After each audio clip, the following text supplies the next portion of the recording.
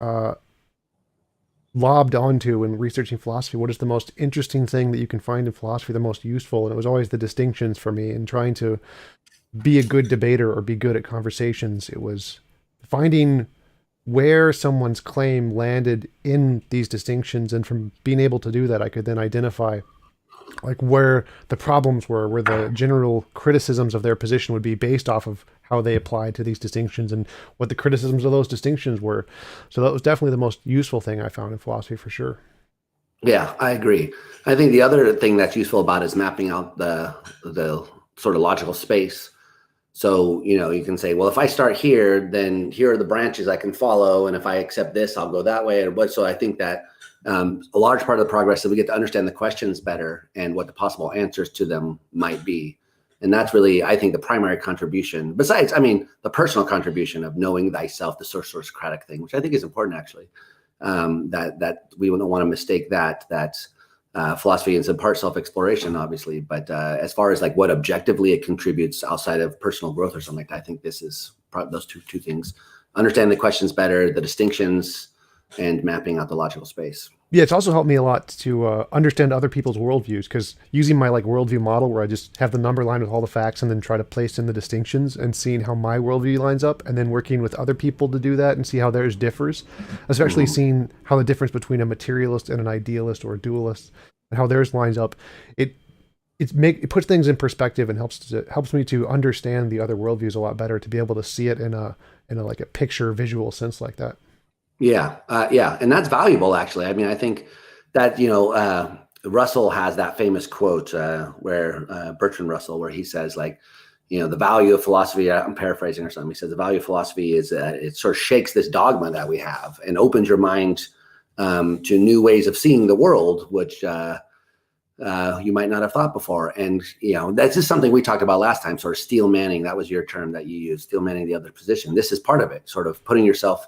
Why would a reasonable person come to this conclusion? Understanding that your way of looking at things is not the only way to look at things is important. You may not agree with it, but at least you can say, well, why would someone who's not a fucking idiot accept this thing? I think that's the best way to think about it. It's like, okay, we may disagree. That doesn't mean you're a moron. Oh yeah, absolutely. Because you're always tempted to do that. Like, that's such a stupid position. How could anyone believe that? Yeah. And you got to like try and figure out how you could make their position as strong as possible. And that seems to be like, I think that's my favorite form of debate, because me and Ask Yourself, another YouTuber guy, we're having a debate privately about what's the best method of debating or the best strategy. And he uses strict formal arguments. Like, you must put your position into a formal argument so I can dissect it. And their inability to do that shows their ignorance of philosophy or whatever. And when they try to do that, it shows they can't formulate their argument in a way, which is very useful because it shows that they haven't really put together a coherent worldview. But at the same time, I think that my strategy, which is to take whatever their position is and to make it as strong as it can possibly be, even if they haven't thought through it that much, I'm going to make it as strong as I could be, and then attack that position, seems to be more useful than his strategy. And that's our personal debate. Yeah, I actually watched one of your dumpster fires with, I think it was that Ask Yourself guy, who I didn't see his face. It was just a picture of a guy going like this or something like that. So yeah, I listened to a little bit. It was kind of hard after a while. I couldn't take it anymore, but I did listen to some of it. So, some of the most famous arguments in philosophy, I'd say, are tough to formalize. Think about Hume's argument against induction. Is that an inductive argument, a deductive argument? Well, according to his own view, deductive arguments don't tell you anything about the world, right? They only tell you about concepts and conceptual relations. So he can't really be thinking that he's putting forth a formal argument. But he's also arguing against induction. So, how do you so I still think it's one of the most important arguments that exists in the history of philosophy, but difficult to formalize. And so if that's the mark of a good argument, I think that's a kind of narrow criteria. Obviously, I like formal arguments and I teach logic and I like logic a lot, but I think there's more to life than formal arguments. Definitely. Yeah, there's a lot of really confusing arguments in philosophy, like Hume's arguments against causation. Like, how can there not be causation? Trying to figure out what he means by that is a very confusing thing. Yeah, well, that was what I was sort of alluding to, exactly. But I don't think you can formalize it, even though I think the argument's very important. I think, so I don't think that I mean, this, I don't want to get too distracted right off the bat. Maybe, well, who knows? Why? Fuck it, we're here. Let's talk. But I think that Hume's argument against causation is an argument against a specific idea about what causation is, that it's a necessary connection between events in nature. Because he gives another definition of cause and effect that's just counterfactual. Like if the first thing didn't happen, the second thing wouldn't happen. So Hume believes in cause and effect.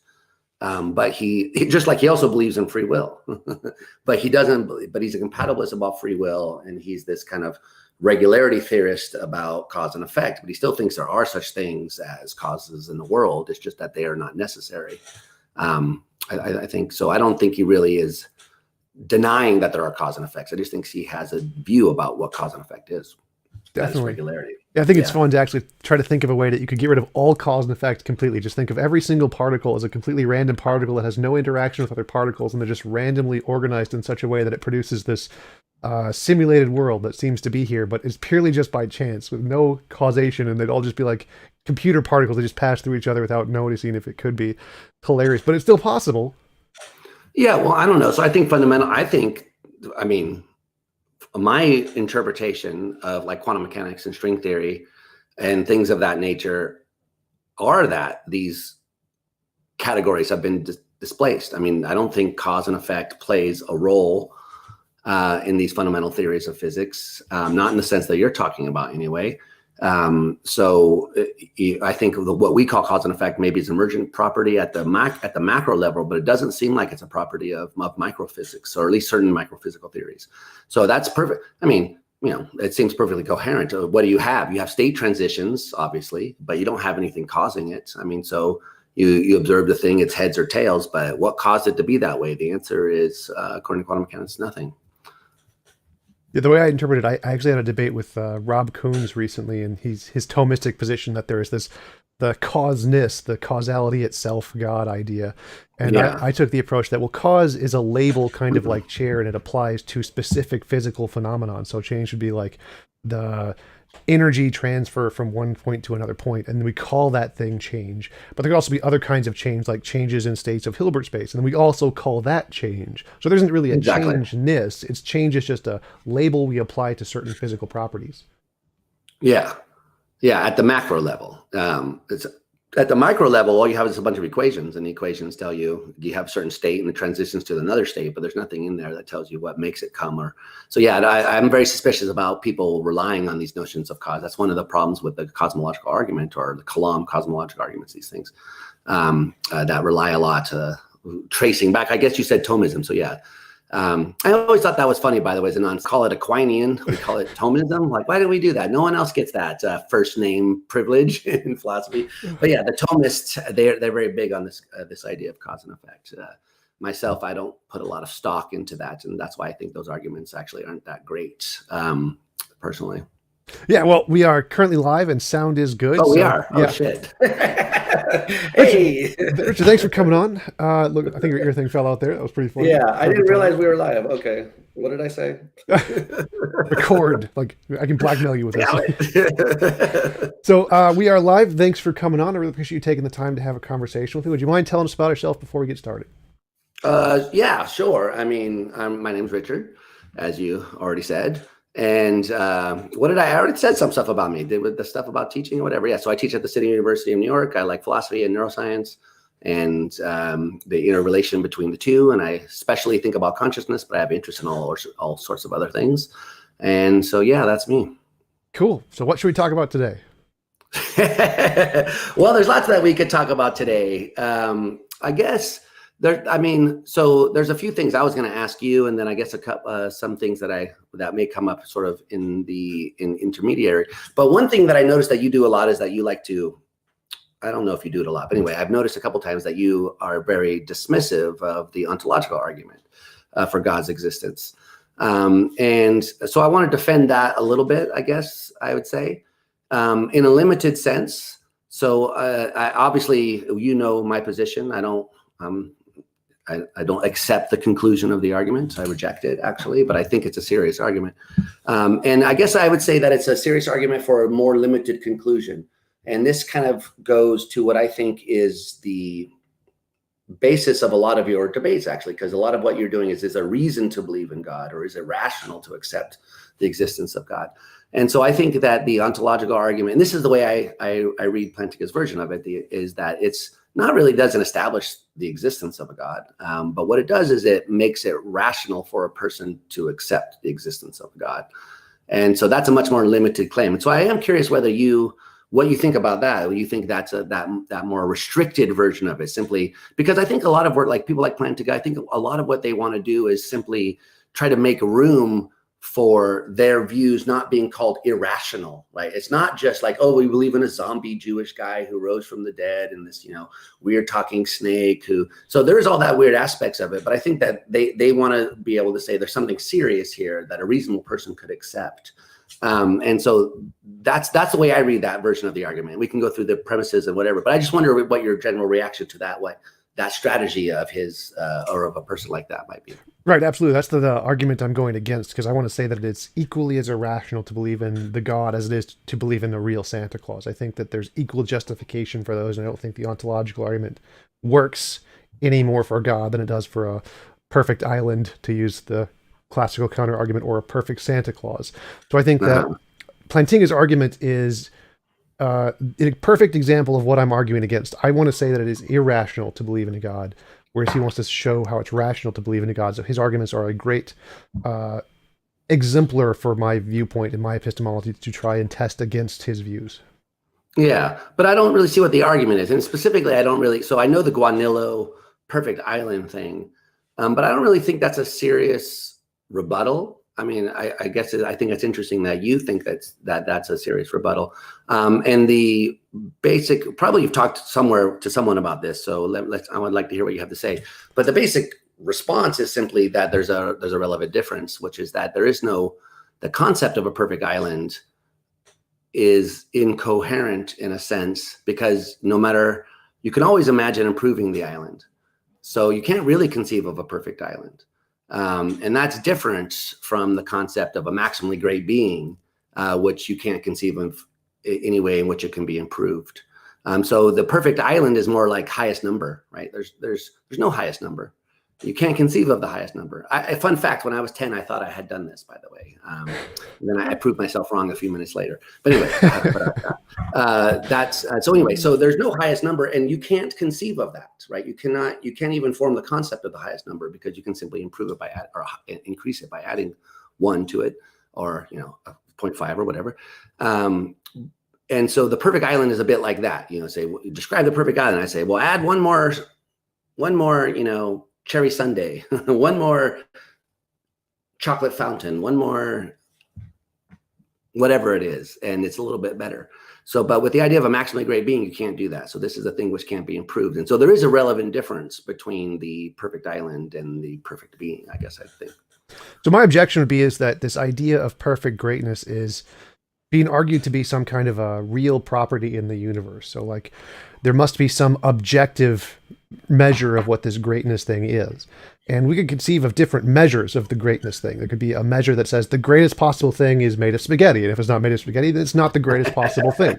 So we could say, well, the spaghetti monster is the greatest possible thing. Well, no. See, that's not the greatest thing, because the Thomist says, no, it has to be a conscious mind. That has to be the greatest possible thing. And I can say, well, no, there's the island. The island is the greatest possible thing, and it can't be any greater, because I really like islands. I'm an island guy. So the problem is when you attribute this property of greatness, and you say that there is this greatest possible thing, where there has to be some way, some measurement of what this greatness is, and how one pole is the greatest thing and one other pole is not the greatest thing, or whatever, or just a different direction.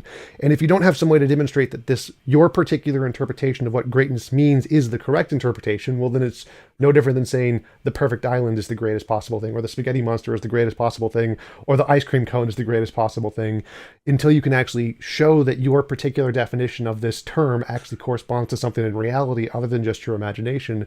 And there's no reason to believe it's true other than just... Well, we're not saying it's true. We're just talking about a concept. So we haven't even got to the past. So we're just sort of saying, this is why if you skip all the Plantinga stuff and go back to the original source, like St. Anselm, I think it's pretty clever, the strategy that he uses, because he's saying, look, we know what a maximally great being is. We know what it is.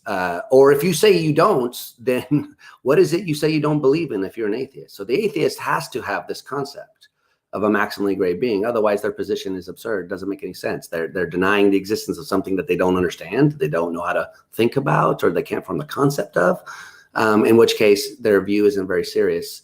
So I think that's kind of that way you set yourself up for an easy rebuttal from the other side. So we do know what it means to be maximally great.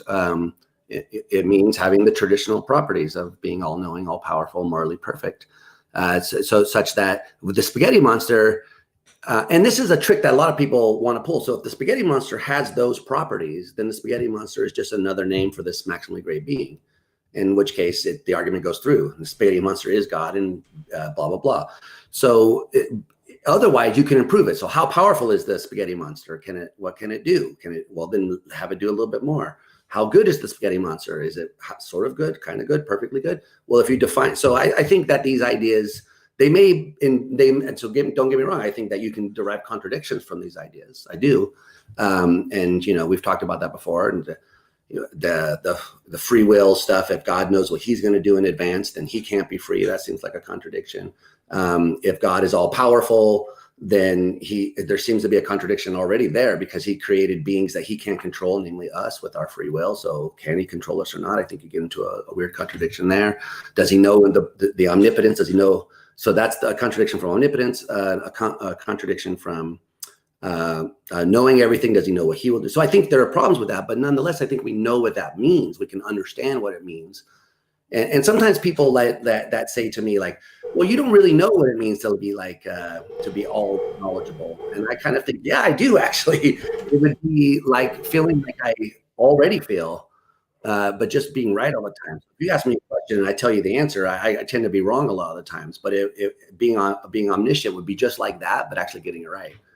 It's just, you just know the answer. So I don't think that there's any conceptual problem understanding what it means to be all powerful, all knowing, morally perfect. And that's what we mean by maximally great.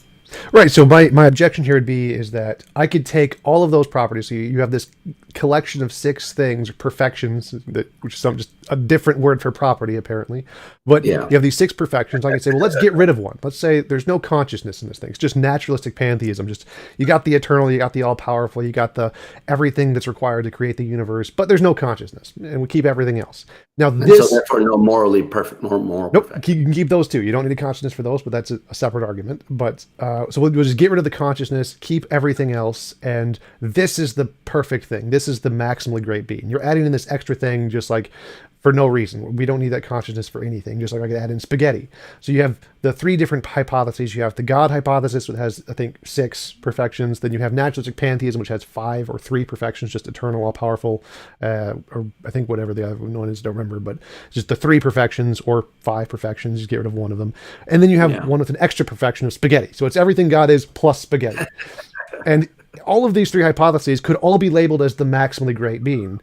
Which one is true, which one is not the true maximally great being? Because if it's just based off of opinion, well, then there's no objective correlate in the world to this maximally great being. It's just, I have a feeling that I like this thing, and so I want this to exist, whereas I have a feeling I want this thing and this thing to exist. So until you can actually go this step further to show that this particular conception of the maximal greatness is the one that corresponds to reality rather than your imagination, then it isn't rational to believe that this argument actually holds, because it doesn't correspond to anything other than your imagination. Yeah. So there's 3 things I would say about that. First, I'm very suspicious about this move about naturalistic pantheism. And I know that there are people that have had this view, and, whatever. Leibniz is probably one of the famous ones, right? Or is it Spinoza? I always get them mixed. Pantheism, Spinoza. Yeah, exactly. His was a little different because he did believe in a consciousness of some kind. Yeah, exactly. Okay, so I always get those 2 confused. I'm not a buff on those guys, a history buff. Yeah, because Leibniz, best of all possible worlds, super religious. He thought this was the best of all possible worlds. Yeah, that's that guy. Yeah. Oh, silly. Yeah, that's super annoying. I mean, Voltaire just roasted the shit out of that view. That Dr. Pangloss, if you've ever read that, have you read this Candide before? I think so. A long time ago. You should.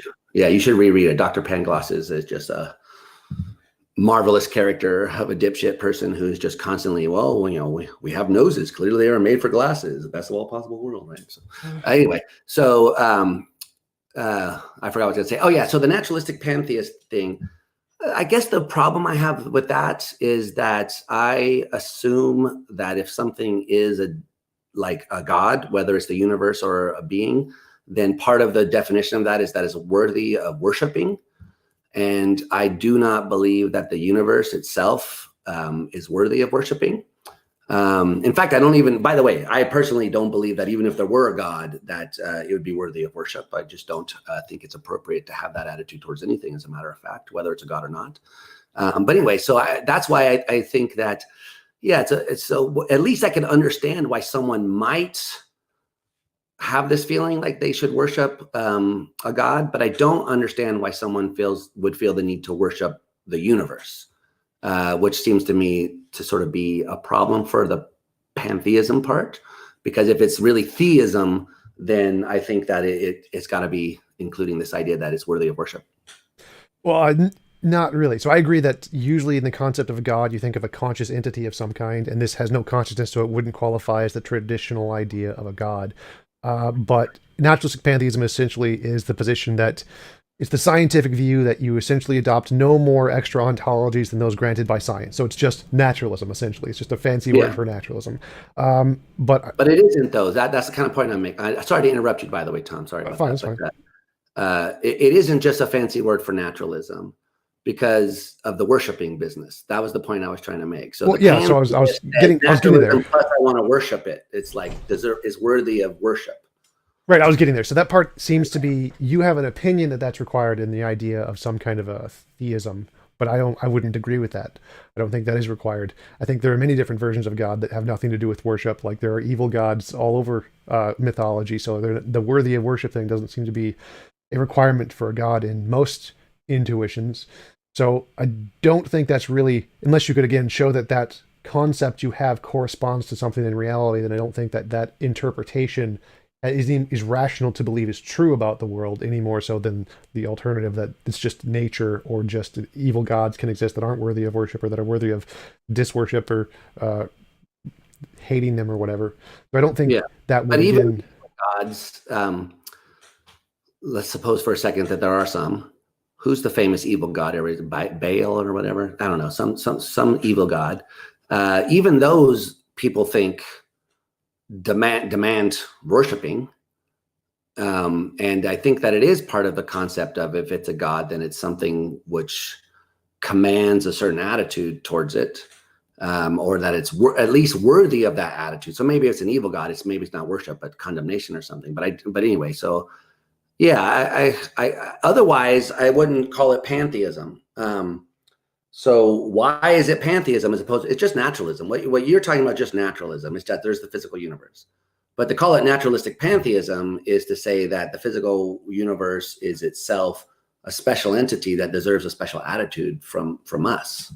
Otherwise, it's just relabeling the other package. I don't see that, because like there are many gods that don't, many religions that have no conception that we even know they exist in many cases.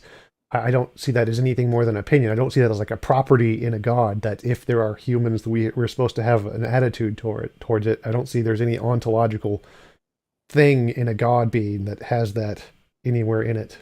This just seems to be an opinion.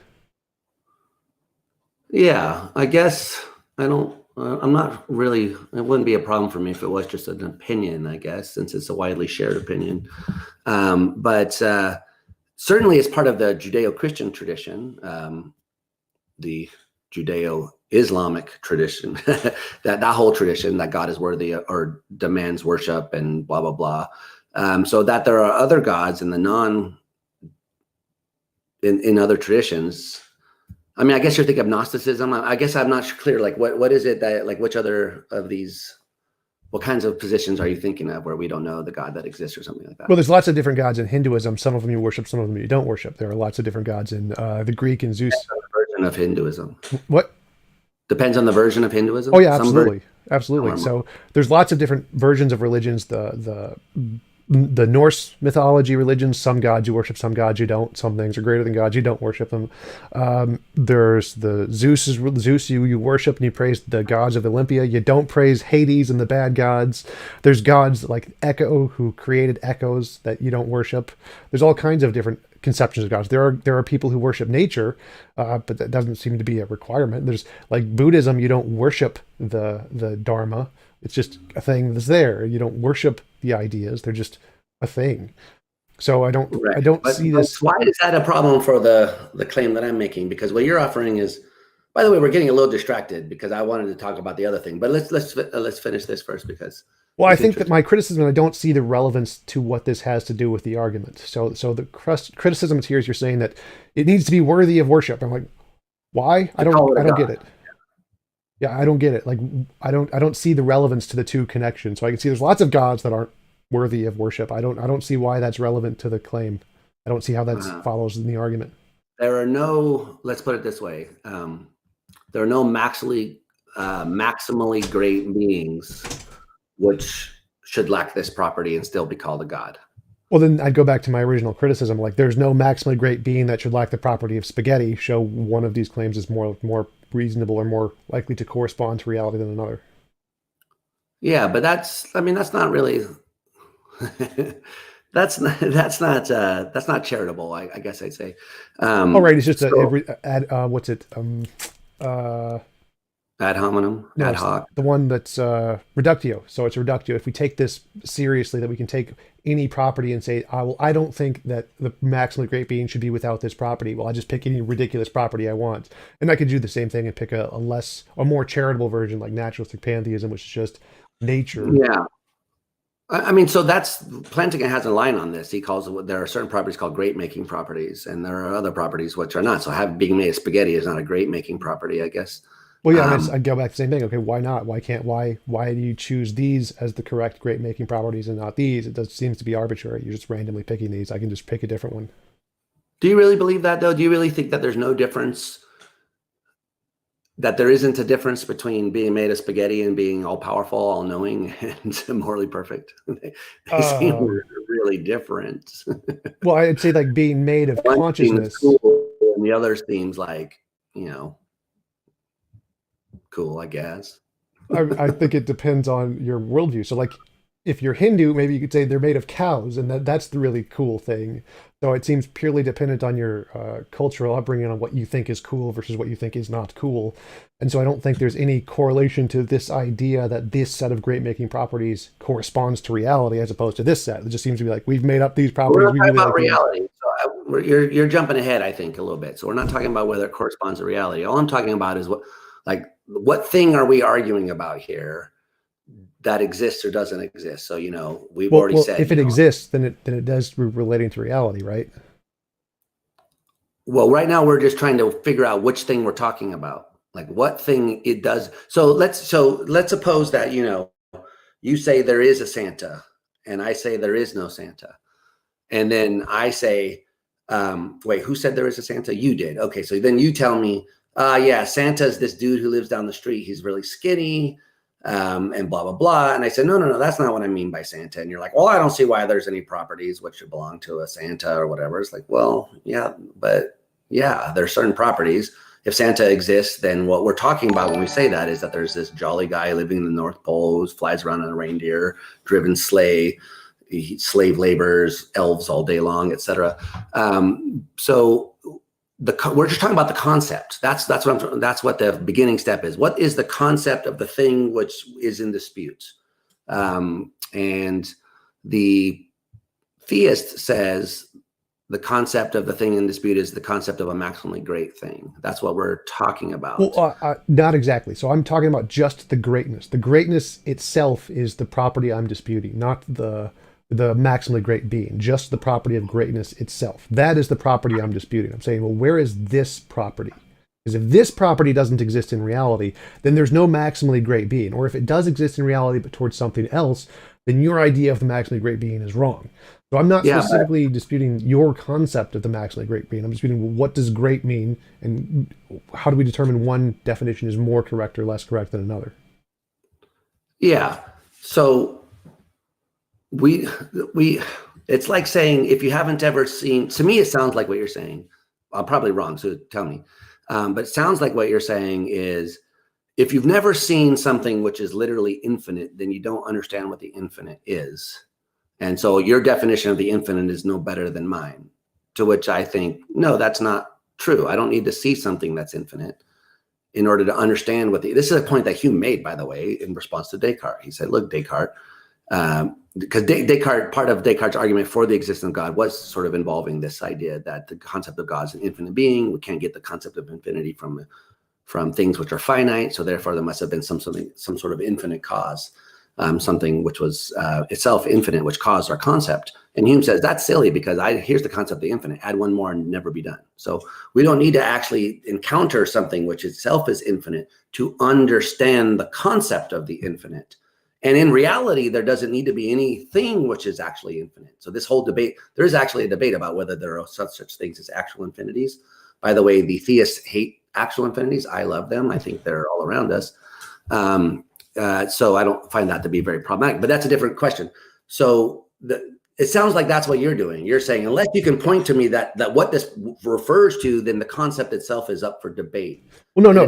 So my claim isn't specifically that you need to see one or have an empirical demonstration, but you do need some way to differentiate which of these definitions is more likely to correspond to reality than another. So arguments are perfectly fine. You could provide whatever method you want to do this, but you need some method that could differentiate which of these definitions of great are the more correct ones and the less correct ones. Because I say great is a square circle, and the square circle is the perfect greatness. You'd say, well, that's logically contradictory, so probably not. I'd be like, okay, maybe not. But so you'd have to give some way to differentiate the definitions and say this one is more likely to be correct or more reasonable in some sense than this other one. And without that, then they're just all equally as reasonable. Yeah, but so why isn't a good answer that it's intuitively correct? That all-knowing, all-powerful, morally correct is better than being made of spaghetti. Well, I'd say intuition has a defeater automatically. Our intuitions are wrong a lot. It was instantly defeated that our intuitions are wrong. So do you think that because you have hallucinations and dreams that you don't trust perception? I mean, I don't think that's the way we respond to those sorts. So we can be wrong, sure. That doesn't mean that intuitions can't be, when carefully thought about, can't be, useful. Sure. So why isn't that a good response? Well, intuition in combination with things like empirical verifiability or whatever, that's great evidence. I love that. Testimony, conceptual evidence, as I call it, the personal experience, intuitions, those kind of things are great in combination with something else that's a lot stronger, which is like empirical evidence. But on their own, they're kind of useless. You're talking about something different now, because what we're talking about is just defining a concept, not knowing if it refers to anything or is fulfilled. So we don't need empirical evidence in order to think about the concept. Oh yeah, sure. You can define a concept any way you want. I have equally as much right to define it differently, and there's no more. It's not more or less rational. But that can't be right. Can't be right. Well, because there are many things like, so how, what's a good example here? That some things which intuition suggests can't be defined any way that you want.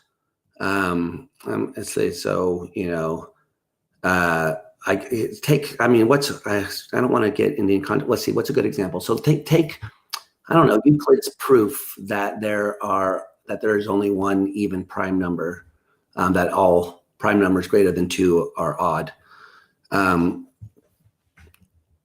There's a nice proof of that, by the way.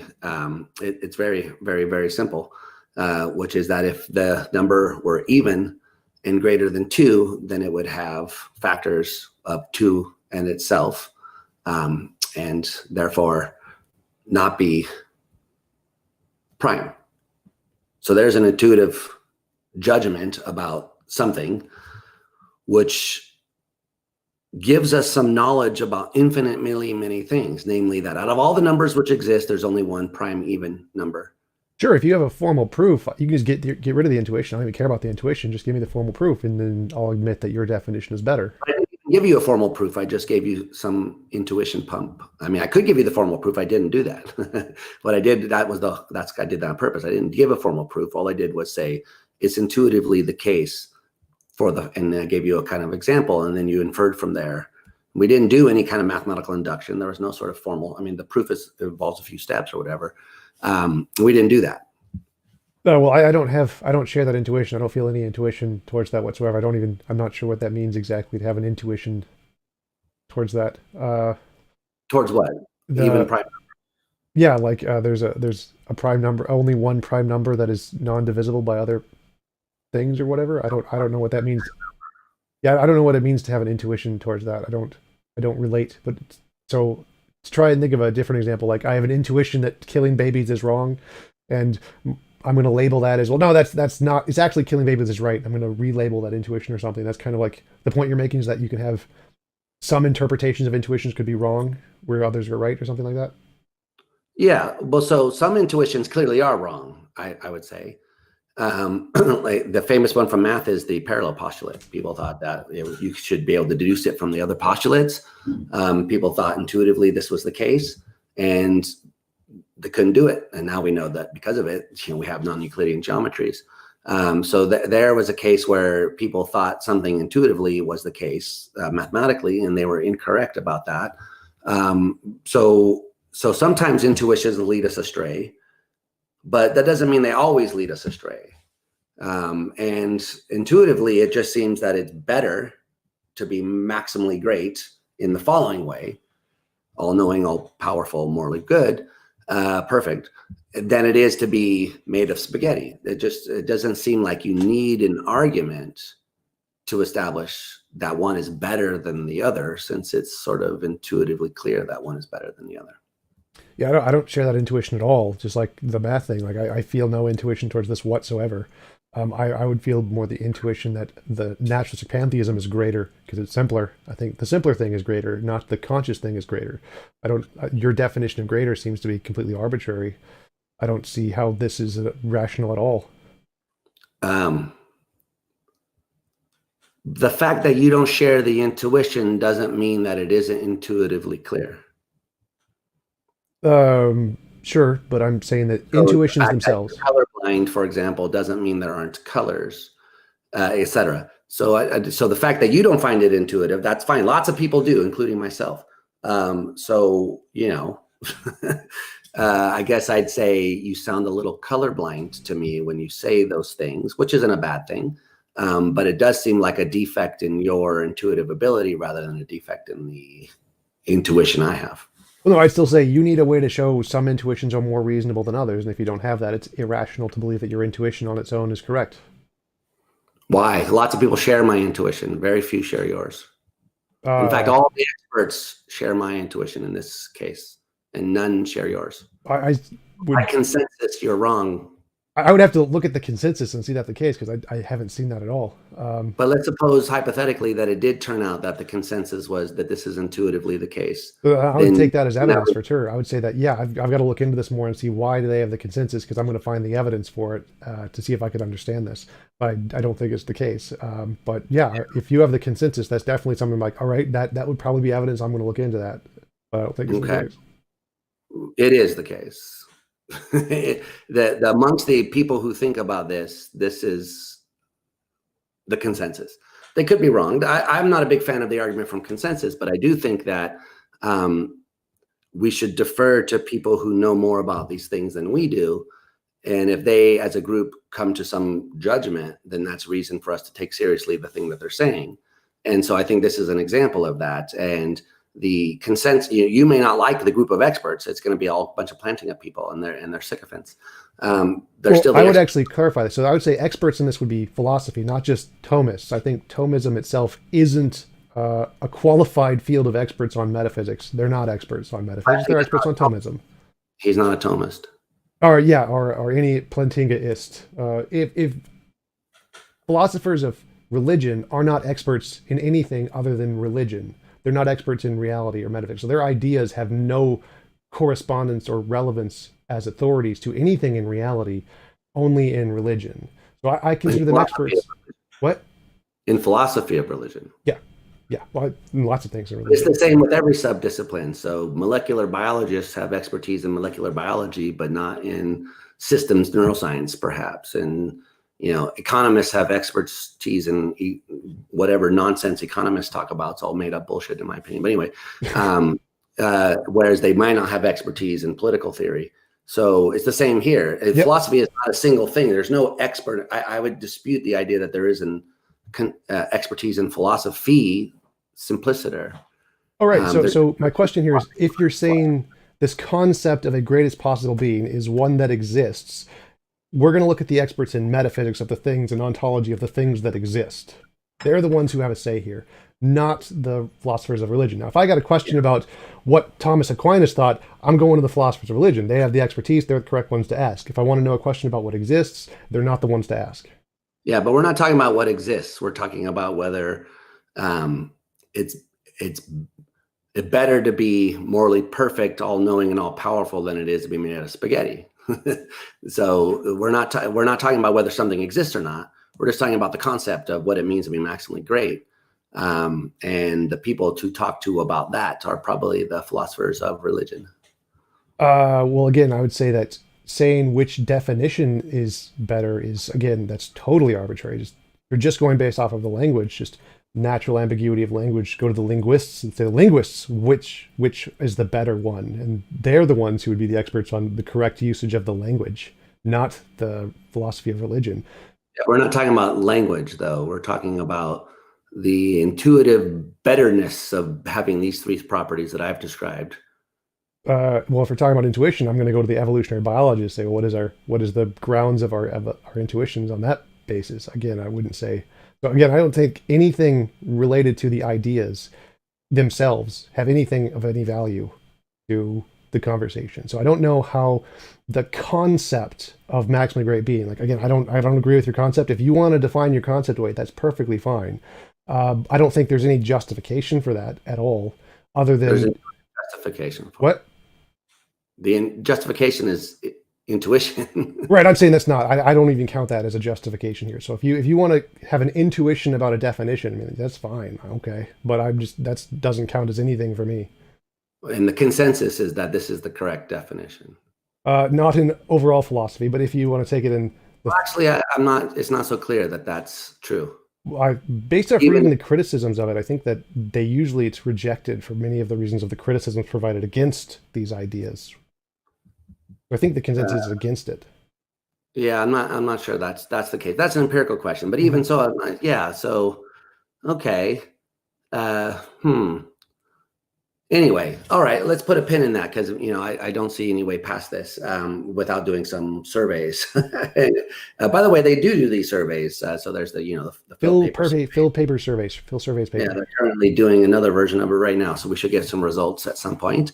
And they don't ask this question, unfortunately. But even if so, even taking your view, I think that you have worked yourself into accepting my conclusion.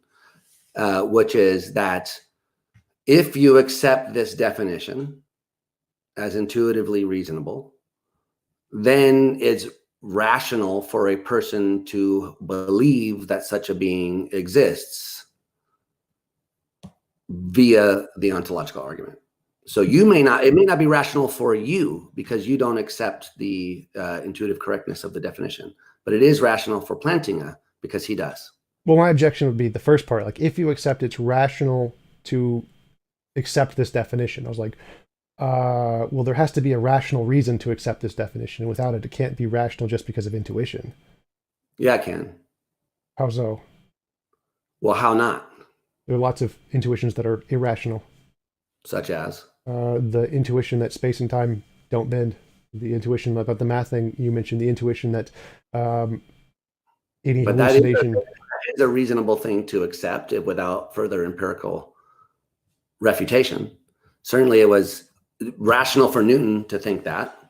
Newton was not irrational because he thought there was absolute space and time. He just didn't have some empirical facts and the right math to analyze the situation. But I think it's a bit far too much to say Newton was irrational because he didn't accept that space and time bend. Well, I'd say it's rational to accept intuitions as concepts. It's not rational to accept intuitions as something that corresponds to reality. If you want to say it's in reality, you need evidence from reality. Your intuition doesn't cut it. Right. But so the first step is where you get the planting a point. So if it's rational for someone to accept this definition of a maximally great being, then it's rational for them to conclude from that the maximally great being exists because it's a necessary being. So for them, those who accept the definition, it's reasonable to conclude that the being exists. That doesn't establish that. So we're not talking about whether it really exists. Notice that's how at the beginning of this conversation, I stepped one back. I don't care about reality at this point. I'm just talking about whether it's reasonable or rational for a person to end up in this with this belief. And it seems like it is if you accept the starting point. And now you don't. So I understand why you think it's not rational for you to accept it. And this is kind of the whole problem with Bayesian shit, right? So all your priors change everything. So depending on what your priors are. So in this sense, the planting has a prior that you don't, or you have a prior that he doesn't, or whatever. But so you're going to end up from different conclusions than he does.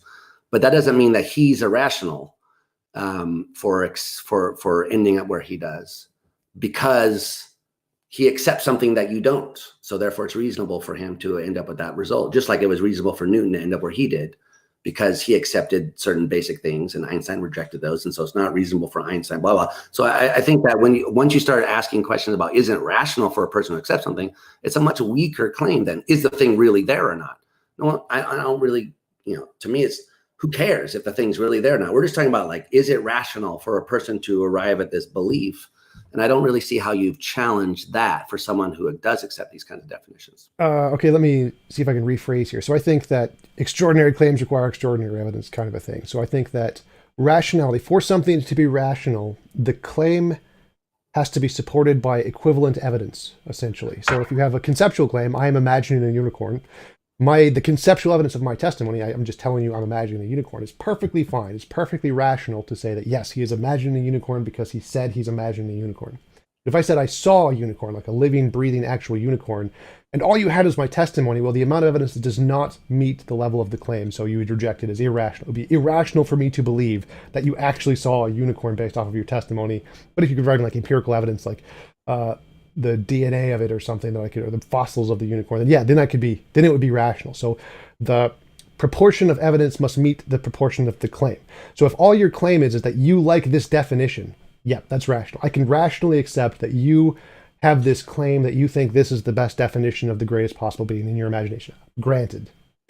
But if you go one further, that based off of your intuitive definition that this thing exists, that can't follow. That can never be rational. Agreed, but that's not the point. The point is that based on that definition, you conclude that I believe that there is such a thing. That exists outside of your imagination. Yeah, you believe it, but you're not claiming that it is there. So it's okay for me to believe that this is the case based on the definition, whether it is or not. So evidence is tricky this way. You can have evidence for things that are false, obviously. So there was lots of evidence that the Earth was stationary.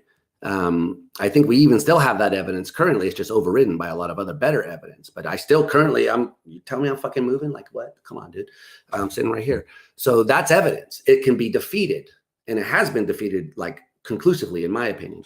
Although actually it's a little bit tricky, because once you get Einstein in the picture, it's like, okay, Einstein, this is not kind of a tangent, but Einstein claims that it's equally appropriate to say that we're stationary and the sun is moving as it is to say that the sun is moving and we're stationary, or vice versa. So I don't know, are we really in motion? If everything is relative, then, maybe we aren't, blah, blah, blah. Okay, anyway, so that's a technicality from physics. I think the first person I heard make that point, actually, a guy named Hans Halvorsen.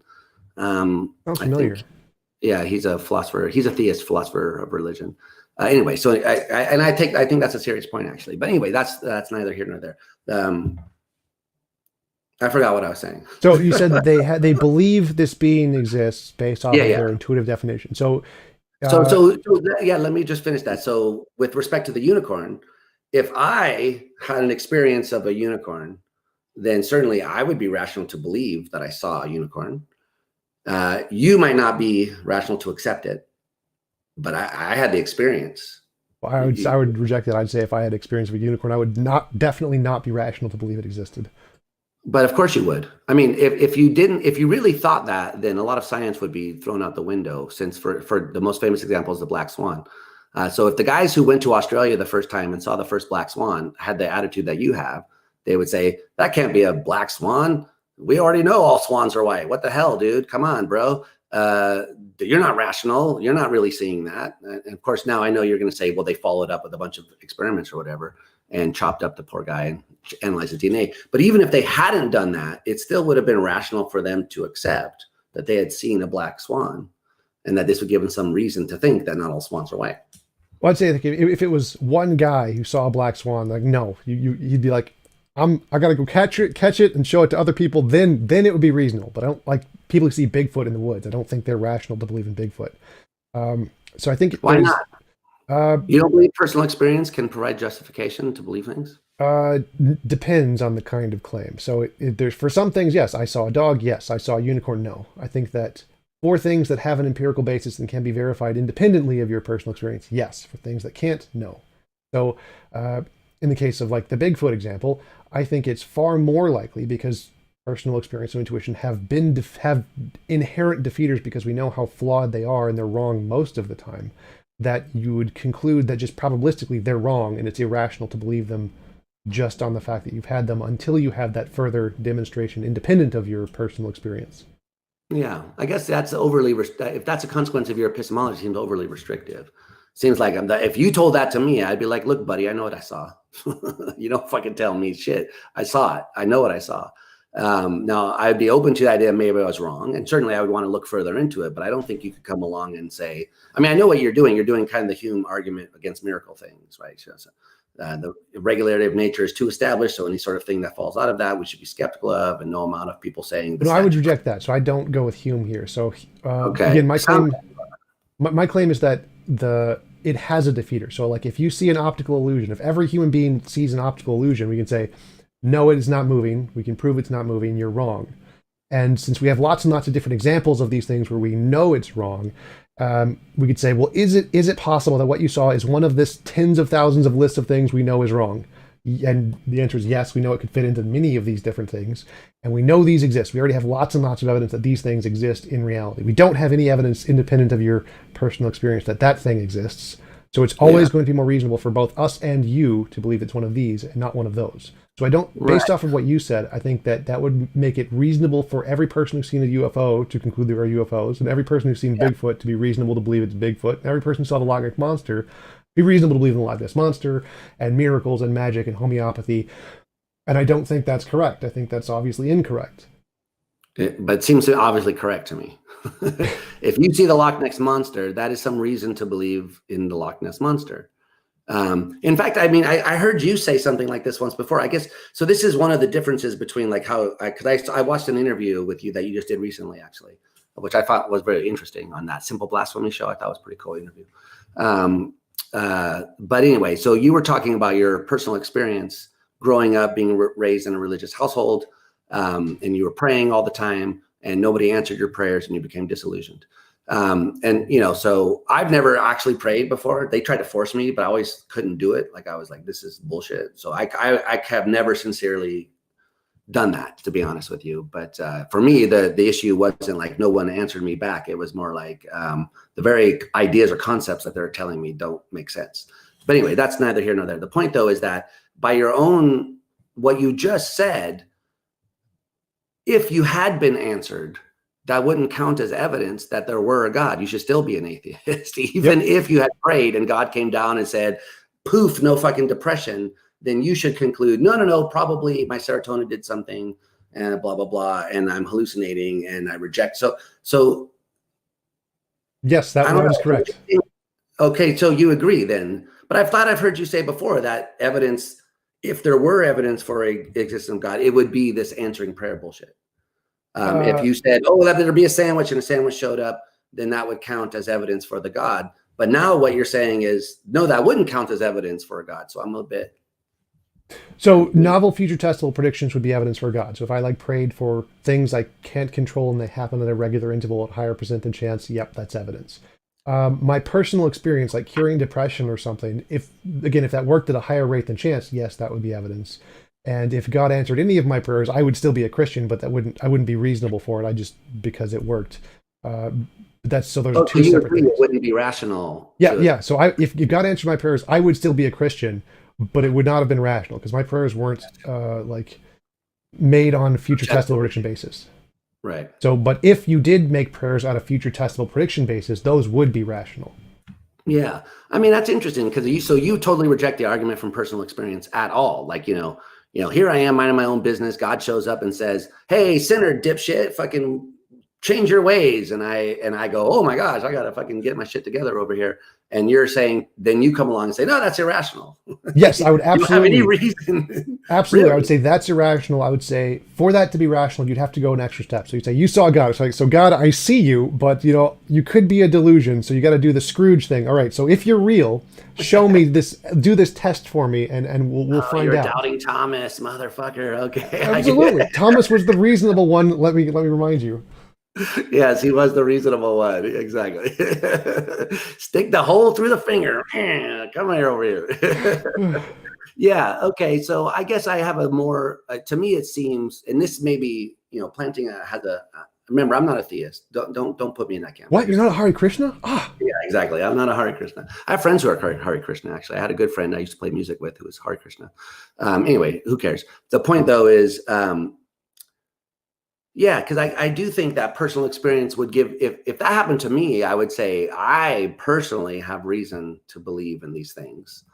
Not you, but it seems to me like, yeah, that I mean, because I know what you're saying. I remember I debated this one guy once and over the problem of evil stuff. And he was telling me he had this experience and he just had this, it felt like connected to the universe and at one with everything. And I was like, yeah, I've done ecstasy too, dude. Like, we all get that. And yeah, that's not a reason for me to accept, but for him, I mean, the only reason I'm believing anything right now is like here I can touch things and so forth. I have risk. So it seems like, yeah, personal experience to me seems like it does justify. If it only happens once in a room by yourself, and I did talk to a guy one time. He's like, every time I'm in a room by myself, I roll the dice. It always comes up 6. But every time someone looks, it never does that. Okay, so that's not a reason for me to accept it. But I don't know. Statistically, that is interesting if that happens to you.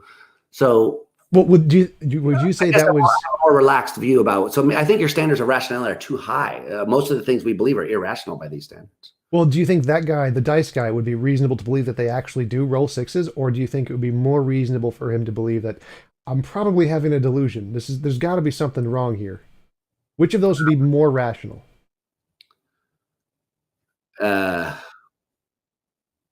Honestly, it depends on a bunch of background beliefs, I think, about the way the world works and what's going on. Yeah. So Given most of our understanding of modern I science and personally neurology. would go with he's delusional. He's a nice guy, by the way. I hope he's not watching. He's kind of almost a well-known person, so I shouldn't be talking too much. But anyway, actually, he said this on a podcast. I mean, he's an author, a well-known science fiction author. I don't know how well-known anyway. Anyway, he wrote some pretty cool books. But yeah, I guess I would go with the he's delusional. But personally, that's because I have a lot of background beliefs about how unspecial nature is and non-magical and stuff like that. But if you had a bunch of different background beliefs, then I think that's the problem with this whole rationality business. It depends on so that's the Bayesian point I was talking about earlier. It depends what your priors are, like what level, and you can adjust those. And so people will start with the same evidence and come to different conclusions based on these antecedent assumptions about the nature of the world. And what you're saying, I guess, is that some of these priors are more reasonable than others. And there, I guess, I don't really see.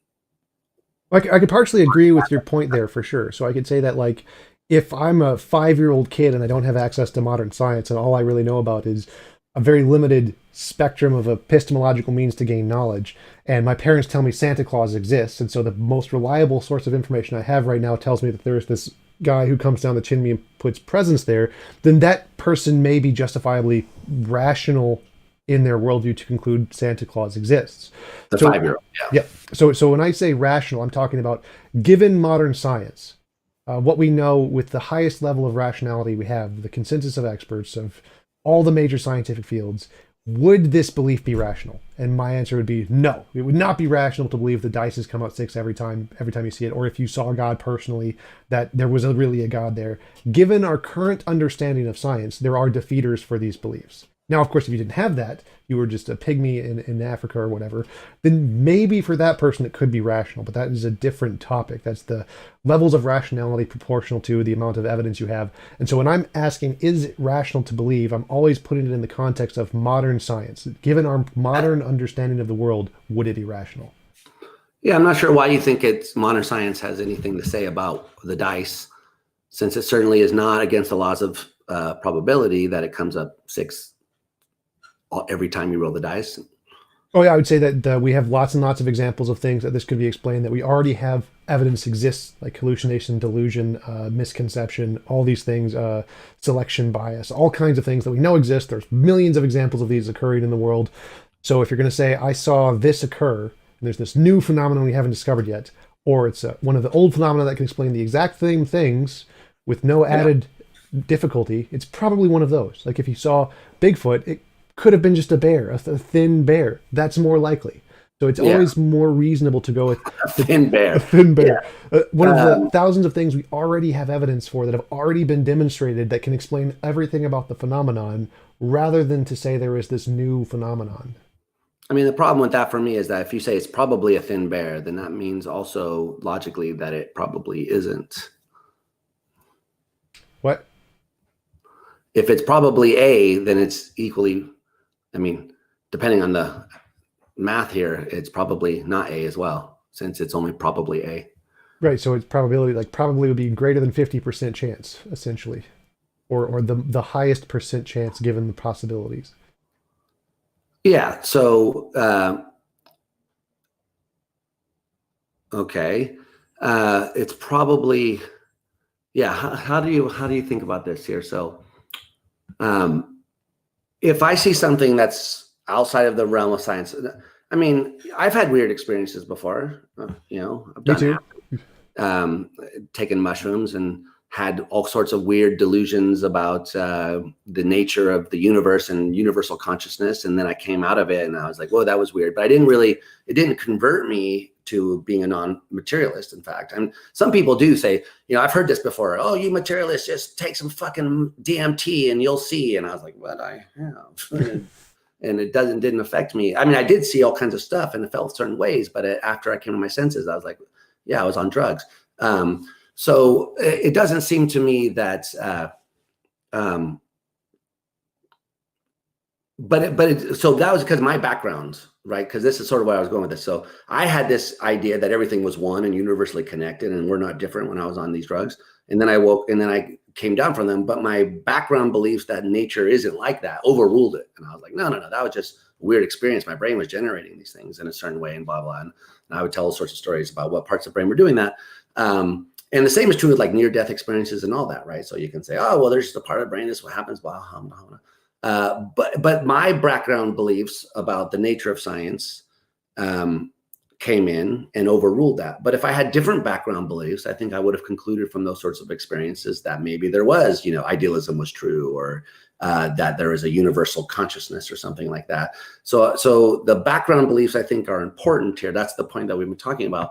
And it doesn't seem like it's unreasonable for a person to think, well, this world is so wonderful and magical, and so science can't explain everything. And so these experiences I have that seem at odds with science must be indicating something unique or special. That doesn't seem like an irrational attitude. It's not my attitude, but it doesn't seem irrational. It seems an awful lot like an argument from ignorance fallacy, which I would definitely consider to be irrational.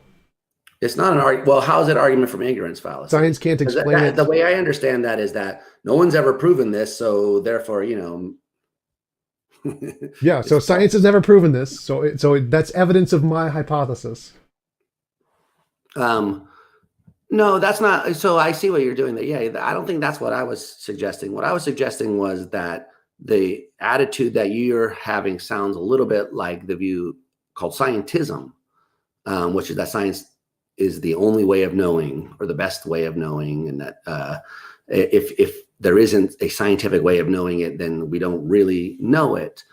I kind of am sympathetic to scientism, honestly, but lots of people aren't, and they think it goes too far. And I don't think that's an unreasonable view. So it sounds like to me what you're saying is it is an unreasonable view. Oh, no, because this isn't a claim about knowledge. It's a claim about rationality and justification. So I can say the person who believes that it was a supernatural being, they could be correct. They could have knowledge, absolutely. Like, science could just be wrong. Like, as you mentioned earlier, there can be evidence of false things, for sure. Yeah. But what I consider to be rational is accepting the biases or the prior beliefs of the strongest evidence we have so far. I think that is the rational thing to do. And it is not rational to do the other things, even though the other things could definitely lead to knowledge. Why isn't it rational to do like a meta induction over the history of science and then conclude that probably our scientific understanding of the world is impoverished and that there's more to the world than we understand at the current moment? No, that would be completely rational, but it would be irrational to go to that and say, well, my hypothesis. That's the part where that would be the irrational part. You could say science doesn't know everything. This could be an unexplained phenomenon. Perfectly rational. To say the unexplained phenomenon is a UFO, or it's the Neil deGrasse Tyson quote, "I saw a UFO. It must be aliens." Like, no, it's unidentified. You can't then identify it as something. So if you want to say there's this phenomenon I had, so there's this phenomenon I experienced, and this phenomenon may not be able to be explained by science. And then you can fully stop there. That is perfectly rational. There's nothing irrational about that. But then to say, then it's this, which I imagine it to be, that would be the irrational part. Yeah, I don't see it. I don't see it. What's irrational about it? So if you think there's more to the world than what we can understand scientifically at the moment, and you have a certain sort of experience which doesn't fit in with what we scientifically understand, then I don't see why it's irrational to say, and no, notice it's not, I'm saying, so we're not saying I'm correct. We're talking about what we believe, not what is actually the case. So, if I believe that science is incomplete and doesn't tell us everything about the nature of the world, and then I have this experience, I see Bigfoot over there and he's like, yo, what's up? And I'm like, whoa, Bigfoot. And then you come and tell me, oh, that's at odds with science. And I go, well, why should we think that science knows everything? And you say, that's irrational. You should accept science. I don't see why you get to say that to me at that point. Well, if it was a phenomenon that's already been explained by science and science has a good reliability on this phenomenon and you want to go against that, that would be irrational. If it's something science says nothing about, like that we have no evidence on whatsoever, then it's completely rational to be agnostic. But if it's something that we do have very good evidence that explains this already and it's extremely reliable, like the dice rolling is probably a hallucination or a delusion of some kind, then it's far more reasonable to go with the thing we already have a substantial amount of evidence that shows these occur than to disagree with the substantial amount of evidence. Now, of course, if you're right, if there's no evidence on some phenomenon, we have nothing, just completely agnostic on it, then you're right, it would be completely, my position would be wrong. You can't go with science because science has nothing to say on this topic. But if science does have a lot to say on this topic and has been right a lot on this topic, and you're trying to go against all of that, that's where it's irrational. So how has science had a lot to say and been right on the topic of whether or not a given person's personal experience of a religious experience? How has science rebutted that claim that, I've never had one of these real, well, I mean, close on drugs, I've had close things, but I've never had, my mom personally has, by the way. So I told you I was coming from a religious house, and, my mom says she's encountered demons, and she used to say weird shit to me too. Like, she saw demons watching over me in my sleep. Like, she'd tell me that when I'd wake up, and she'd be like, there was a demon standing at the foot of my bed. Like, and she was scared to come into my room because the demon was there. And I was like, fuck, well, all right. I didn't see it, but she claims that she experienced that she saw that. And I always thought, yeah, you're dreaming, or you're, I don't want to insult my mom too much, but you're a little bit wacko or whatever. But I never took that seriously. But for her, how could she not take that seriously? What is she supposed to say? She's supposed to say, I saw the demon standing at the foot of your bed. But science. So probably I didn't see it. I mean, it doesn't see it. That's not how we treat our experience, I guess. It so seems I would say it was reasonable for her. It's having those experiences to conclude that what she did, which is that, I'm super awesome and devil loves me. Well, yeah, I'd say that we have significant background knowledge on science for those things, specifically from epileptics and other kinds of neurological conditions where people see demons all the time, and we can literally stop them from seeing demons by shocking their brain in the right place. So it's far more Yeah, reasonable. but how does that do anything for you? Because, I can shock your brain right now and stop you from seeing the screen in front of you. That doesn't mean the screen's not there. It just means I fucked with the part of your brain which is receptive to it. So why can't you give the same answer here? Because other people can independently verify the screen in lots of different ways, testable predictions that have been confirmed over thousands of years, all kinds of ways, other than just independently of my personal experience. So if it can be confirmed independently of the personal experience, then it has that second level of evidence, which makes it reasonable to believe. Like when I say I saw a dog, there's lots of independent ways to verify dogs. If I never existed, you can still verify dogs. Not the case for the demons. If the only way for me to know of the demons is from your testimony or from your mom's testimony or from my personal experience, and there's no way to independently verify it, not reasonable. But if there's lots of independent ways, really too strong though. So if let's suppose that I raised you in a room. Suppose you're just in this chair right here for your whole life, and you've never been out of it. God, how did you know my secret? Exactly. Kept you in my basement for many years. Oh, no, just kidding. So suppose that you were raised in this impoverished condition, and then I sneak in at night and TMS your visual cortex, the transcranial magnetic stimulation. So I zap you. You lose the visual experience of the chair, and then you suddenly say to me, "The chair doesn't exist. I've been hallucinating this whole time." You don't know anything about science. I've kept you in a room. I've zapped your brain without you even knowing it. I mean, most people don't even know they have a fucking brain. When I told because I study neuroscience, obviously, I told my mom about neurons, and she was like, she's a 50-year-old woman, and she was like, "Whoa, there are these things in my head called neurons." It's like, we don't know that. Or it's like, okay, so it's not how it seems. I know I stopped bashing my mom. I like my mom.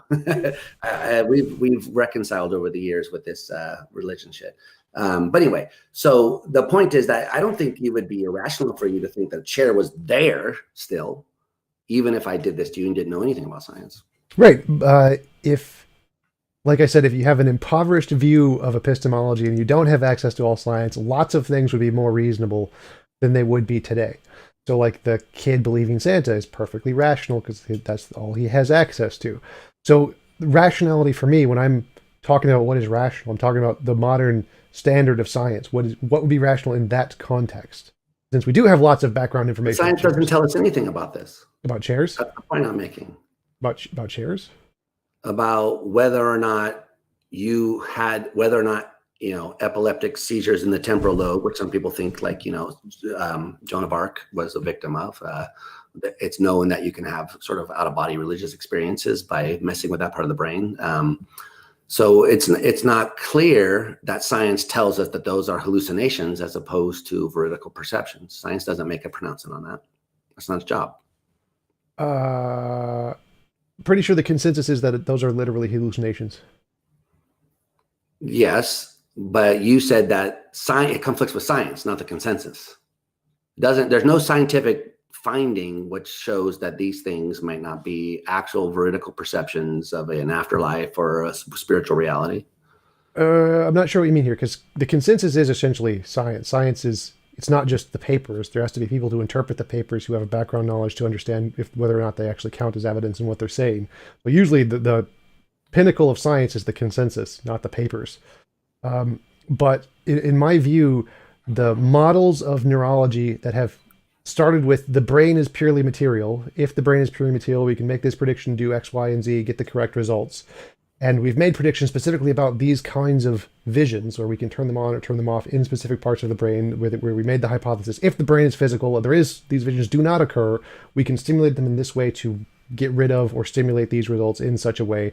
Those have produced successful predictions that have been confirmed in a lab, which then supports the hypothesis they are purely delusional. And so why? Because that was the hypothesis made to make the predictions. It wasn't. The hypothesis was stimulating this part of the brain produces that experience, and that's been verified. Yeah. So the hypothesis was that experience was not, but the prediction was not stimulate this part of the brain, produce a delusion. That wasn't the prediction. The prediction was stimulate this part of the brain, produce an experience. So the same thing applies in context of seeing things that we can demonstrably show don't exist. So like we can generate the experience that you're seeing a dead loved one, or that's a common thing, the bereavement delusion. We can cause these experiences, which we know for certain are definitely illusory, or things about. We don't. for like physical world stuff, like the TV is levitating. We can demonstrate it's not levitating. We can demonstrate they're having the experience of it levitating. We can show it's a part of their brain that's doing this that we can turn on or off. And so the same thing that applies to literal things that we can demonstrate are definitely illusory also apply to the things that we can't directly demonstrate are illusory. That's perfectly reasonable. That's why the consensus shows it's purely illusory. So, Yeah, I don't think that's right because there's two different sorts of claims which are being made here. One is so the TV levitating example is susceptible to empirical confirmation. The dead relative one is not. So they are distinct because one is a claim about physical reality and the other is a claim about a kind of non-physical or spiritual reality. And so empirical evidence wouldn't really count. So if you stimulate my brain and I see my dead grandmother there, and then you say that's the same as seeing the levitating TV, I think the onus is on you to establish the equivalency there because they don't seem equivalent to me. well, if the same part of the brain under the same model of neurology, it causes the exact same kinds of phenomenon, then it's reasonable to conclude that they are caused and by the exact same thing in the brain. So if the delusions of seeing the TV appear, or the delusions of optical illusions or hallucinations are caused, or the demonstrably false ones are caused by a specific part of the brain or whatever, and the ones that we can't demonstrably prove false are caused by the exact same part of the brain, and both can be turned on or off with the exact same feature in the brain, then it's reasonable to conclude they are the same thing. Yeah, except for that you can also produce veridical experiences by doing that as well. So you can also stimulate the brain and come to have a perception of the TV in its correct and accurate location and position. And so you can't tell the difference between the veridical ones and the non-veridical ones simply by saying to me that you can produce the experience. Right. So that would be the same thing, is that you would then have the burden of proof to show that this experience you had isn't one of the imaginary ones, because clearly that's one of the prominent possibilities there. So you would need some independent way other than your personal experience to verify that it's one of the real ones, not one of the imaginary ones. Because if you can't differentiate the real ones and imaginary ones, it's most likely imaginary. Well, you haven't established that. Because the claim is that I'm seeing something which is not empirically verifiable. It's a separate kind of thing. It's like, a spiritual thing, a non-physical thing. And I don't need, so I already gave you the evidence that, remember, I'm not defending this. I'm seriously, we're just for the sake of the argument. The line of the argument. Yeah. I don't want people to come on here and start, I'm going to become known as Theist Brown. I don't want that to happen. So we're going to give you like a tinfoil hat that you can wear while you're like, yeah, exactly. Where's my tinfoil hat? Yeah. I'm not a conspiracy theorist. I don't believe in QAnon, none of that shit. Okay. So, So let me see if I can. If I stimulate your brain, so I know you have. So this example's not going to work because you have weird ideas about abstract objects. You think they don't exist, which sounds to me like a contradiction. But what you mean don't exist independent of the brain. They don't exist independently of the brain. Yeah, that may be true. Maybe that isn't true. I don't know. But there's nothing contradictory, absurd in the notion that the number 2 is a non-physical abstract object that exists independently of the brain. There's nothing. So I don't really think we're forced to accept your view about that. But anyway, certainly I'm, like a nominalist, and I accept those sorts of things. But I don't think there's any real compelling reason to think that, as a matter of fact. So I don't know what your argument for that is. But anyway, so if I stimulate your brain and you have the experience of like grasping Cantor's diagonalization proof about the levels of infinity, and then I stimulate a different area in your brain and you have the experience of thinking of the highest number, then those are both about abstract things. One of them is veridical, one of them is not. So, and those you don't need empirical evidence to differentiate the two. What do you mean? So I'm not following. Well, there's no experiment which you can do to prove that Cantor was right or wrong. It's conceptual. It's mathematical. So that's you don't say it's up to you to go bring me the physical evidence of it. Because the kind of thing that we are talking about is not the sort of thing which can be given physical evidence for. So the claim is that Cantor's proof is true, or that Cantor's proof exists independent of the mind?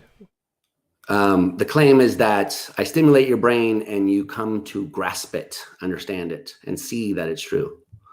Oh, so not like grasp as in like hold. I thought I was.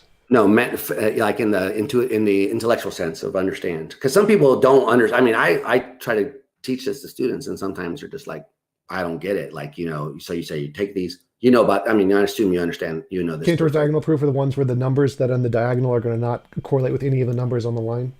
Yeah, and then you add that to the list, and then people say, well, so why does that prove anything? And it's a bigger number than the infinity, so there's two different sizes of infinity. That's the whole point. But the whole point of Cantor's proof is you don't write down an infinity. You write down a finite sequence, and then show that you can add something to it. And then the intuition is supposed to be, well, you can always do that. So there's no way that it's going to come to an end. But some people just don't get it. Like you tell them this, and then they're just like, I don't get it. And then you say, well, the natural numbers are of one size, they're infinite, and the rational numbers are another size, they're both infinite, but they're different sizes. And then you show them the proof, and they're like, fuck you, like, what are you talking about? So some people just don't get it. So then you take them into the lab, you stimulate their brain, and they go, oh, aha, now I get it. There's different sizes of infinity. And then you take the same person into the lab and you stimulate their brain, and they go, oh, aha, the biggest number is, and they tell you a number. One of them is veridical, correct. The other is incorrect, but there's no physical, empirical thing which you can bring to the person and say, here's what's going on. And what I'm suggesting is that it's similar to the difference between the TV levitating and the dead grandma. One requires physical evidence. The other is not a claim about physical reality. It's a claim about non-physical reality. It's a claim about different subject. Right. So the way I would classify those is purely conceptual truth. So I'm not a empiricist in the fact that all knowledge is empirical. I think there is conceptual knowledge, things that we can know by thinking about it. And I'd say that those things don't require empirical evidence. You can just know them by thinking about it, and that's perfectly fine as a rational justification. Right. And I'm totally fine with those being justifications for the Cantor's diagonal proof in math and logic and those kinds of things. But I think the class that there is this something exists independent of my imagination is a different level of evidence, or a different level of a claim that requires a different level of evidence than just I can think about it. So, but hold on. The claim is that's true for empirical truths, and the point that I'm making is not claim for other kinds of truths. That's the whole point that I'm trying to, that's the analogy with the Cantor thing. So you have that view about what mathematical truths are. Someone else might be a Platonist, and I don't think it's irrational to be a Platonist. I don't accept Platonism, that there are non-physical abstract objects that are eternal, unchanging, exist outside of space and time, that somehow the mind comes in contact with. I don't accept that view, but I don't think it's irrational to hold that view. So someone who did have that view and came to understand Cantor's proof would think that they came to understood something about non-physical reality. And then if you said, show me where in physical reality this thing exists, they would say, but I'm not making a claim about physical reality. This is a claim about mathematical reality.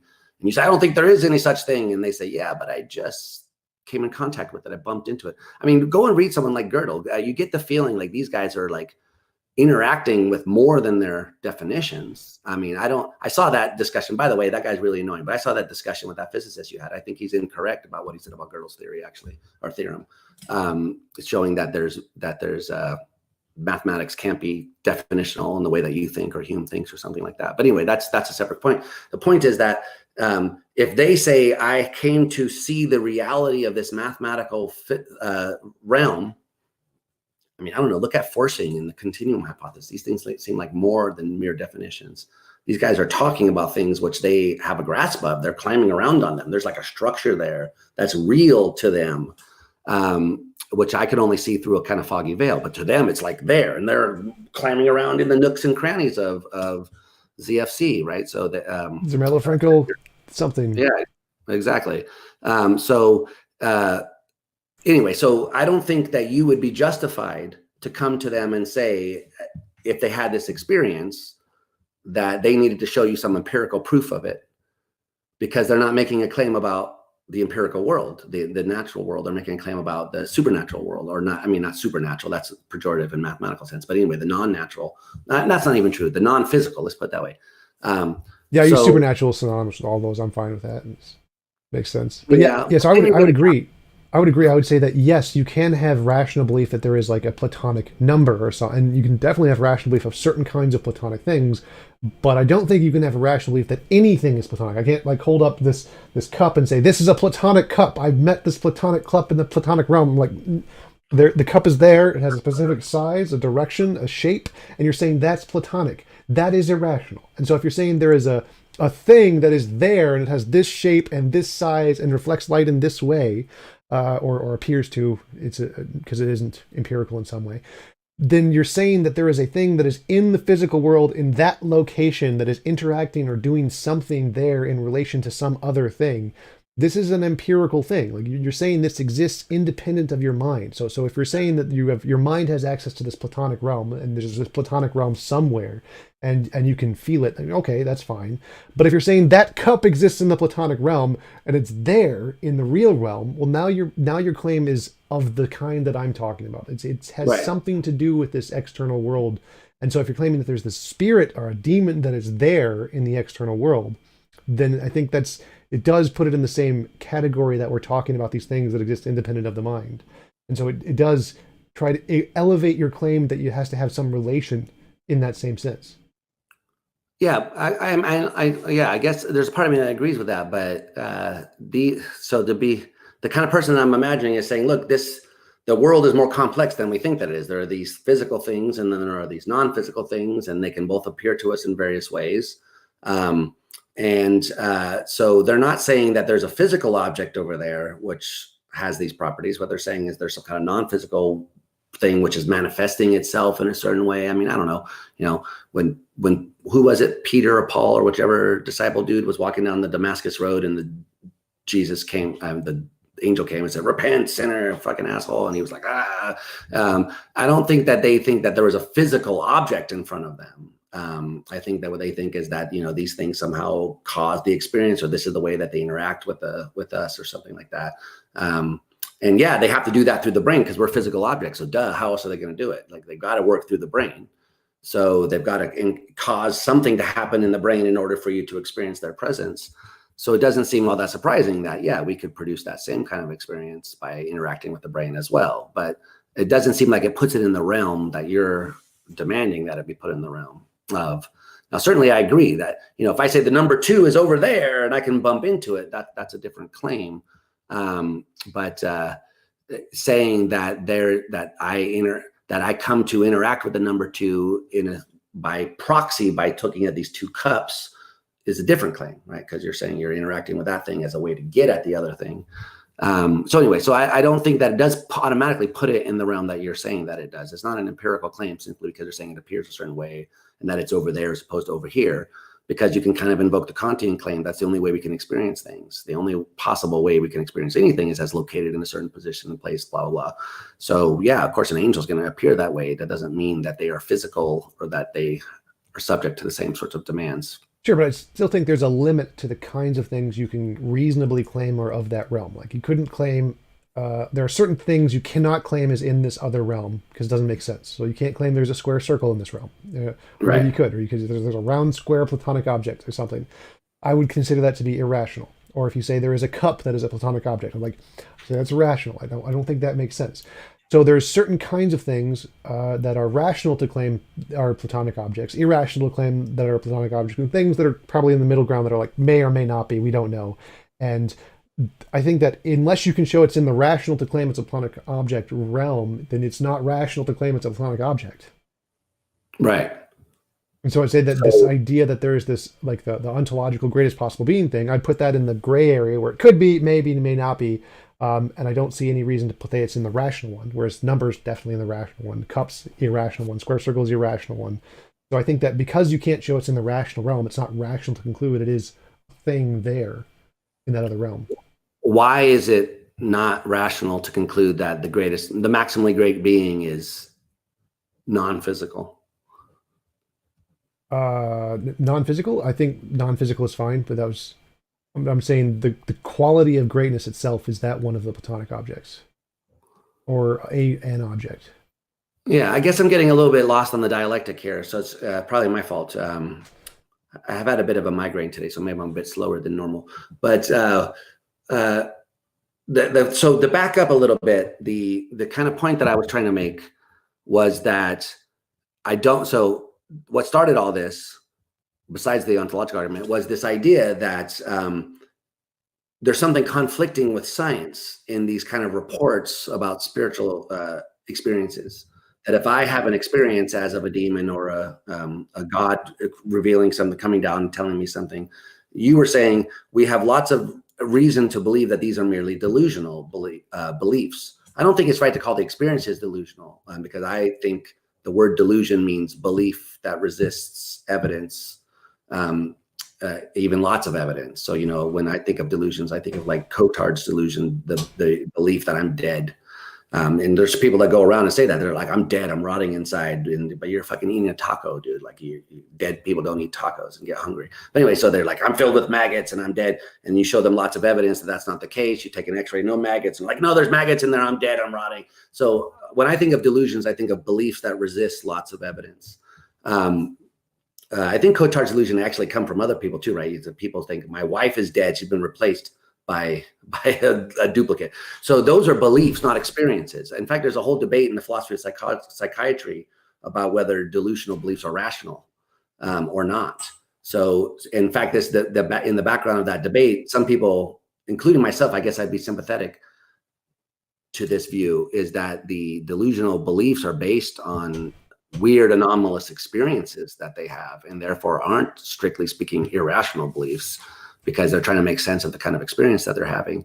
So maybe the person who has, Cotard's delusion is thinking to them, having kind of experience of non-ownership of their body, or they're depersonalized, anyway. So I think, so that's a big debate. And I think sort of your position would be, no, they still would be irrational because the experiences themselves conflict with what we know about science or something like that. So I guess I disagree with you there.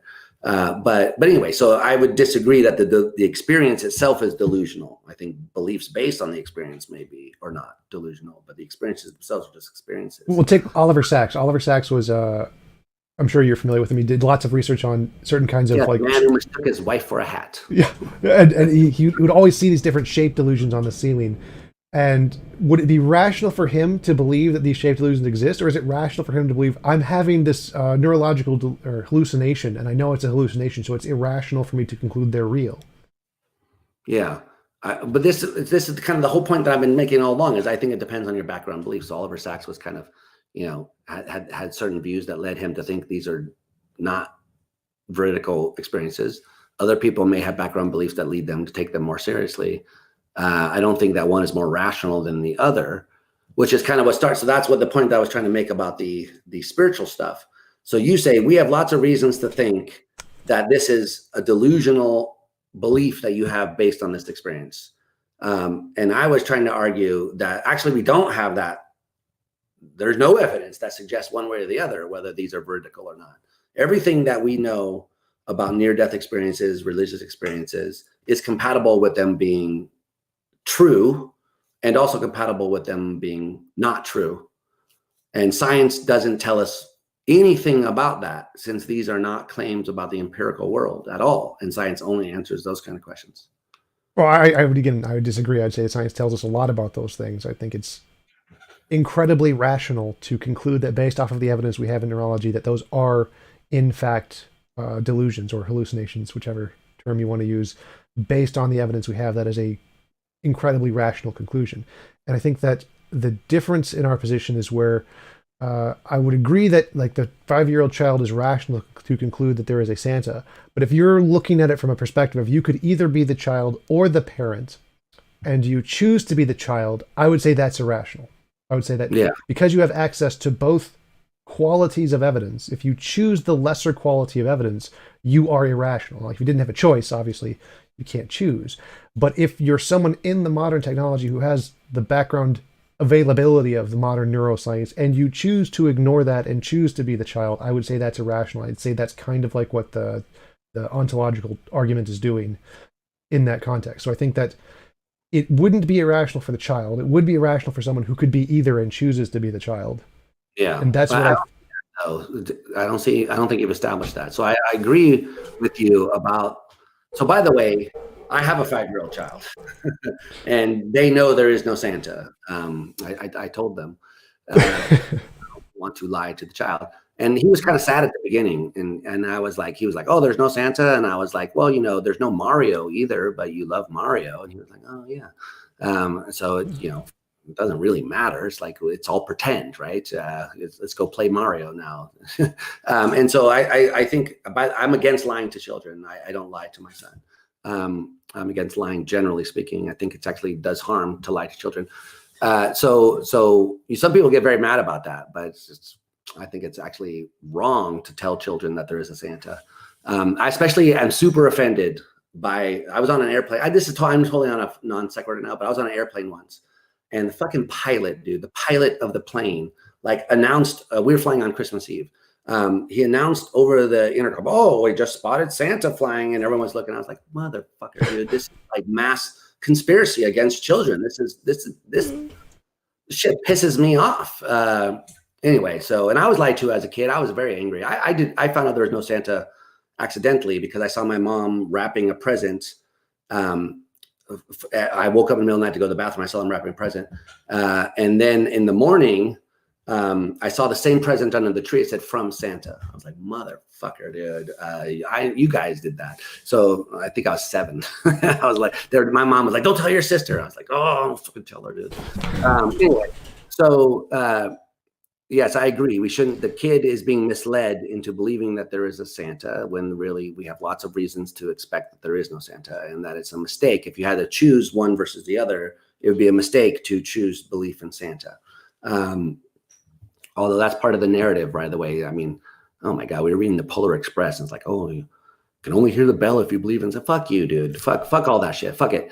It's a conspiracy idea. Anyway, so that if you get older, the world is more magical from the point of view of science and more wonderful from the point of view of science than it is from this alternative point of view, in my opinion. Anyway, yeah, totally. Space bending totally destroys any God concept. Like that's ridiculous. Yeah, exactly. Yeah, exactly. The concepts that from relativity theory and quantum mechanics are more wonderfully awe-inspiring, majestic than anything you'll ever read in any science fiction apocalypse story called the Bible. Okay, anyway, so I agree with all that, but where I don't think where I see the disconnect, to me anyway, where I see the disconnect is that, how to put this? I don't think that we have any good reason from the point of view of science to think that these kinds of experiences are false. Whereas you seem to think we do have lots of good reason to think. So if I woke up in the middle of night and I saw a fat, hairy motherfucker coming down my chimney with a bag of presents, putting them under the present, I would start believing in Santa. I would repent. I'd be like, fuck Santa, dude. Yes, totally. And if no one else had seen that, then yeah, I would think, okay, so why aren't other people observing this? That would be something I would worry about. But I don't think that I would be irrational for thinking, I know what I saw. I saw Santa. Now, if I found out later I'd been on acid at the time, then yeah, I would rethink it. But if I was, so anyway, I think that my personal experience counts for something. It's not nothing. So some people have experiences of these otherworldly events. And you say, well, no, we know from science that we could produce those same experiences in the brain. But that doesn't establish that the experiences are not veridical experiences. So the fact that I can produce hallucinations in you doesn't show that normally when my perceptual systems are functioning correctly, that I'm hallucinating. I don't think I'm having a hallucination right now, even if I can have a dream just like this, even if you can produce the same experience by sticking electrodes in my head. That doesn't seem to me reason to accept that right now at this moment, what I'm having is a hallucination.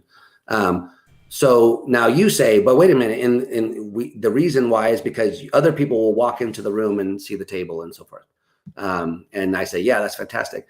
But in the case of the spiritual stuff, these are not empirical things that we're talking about. They're non-physical things. So my experience of the non-physicalness of them seems to refute the point that you're making. Science does not have anything to tell us about the nature of non-physical objects.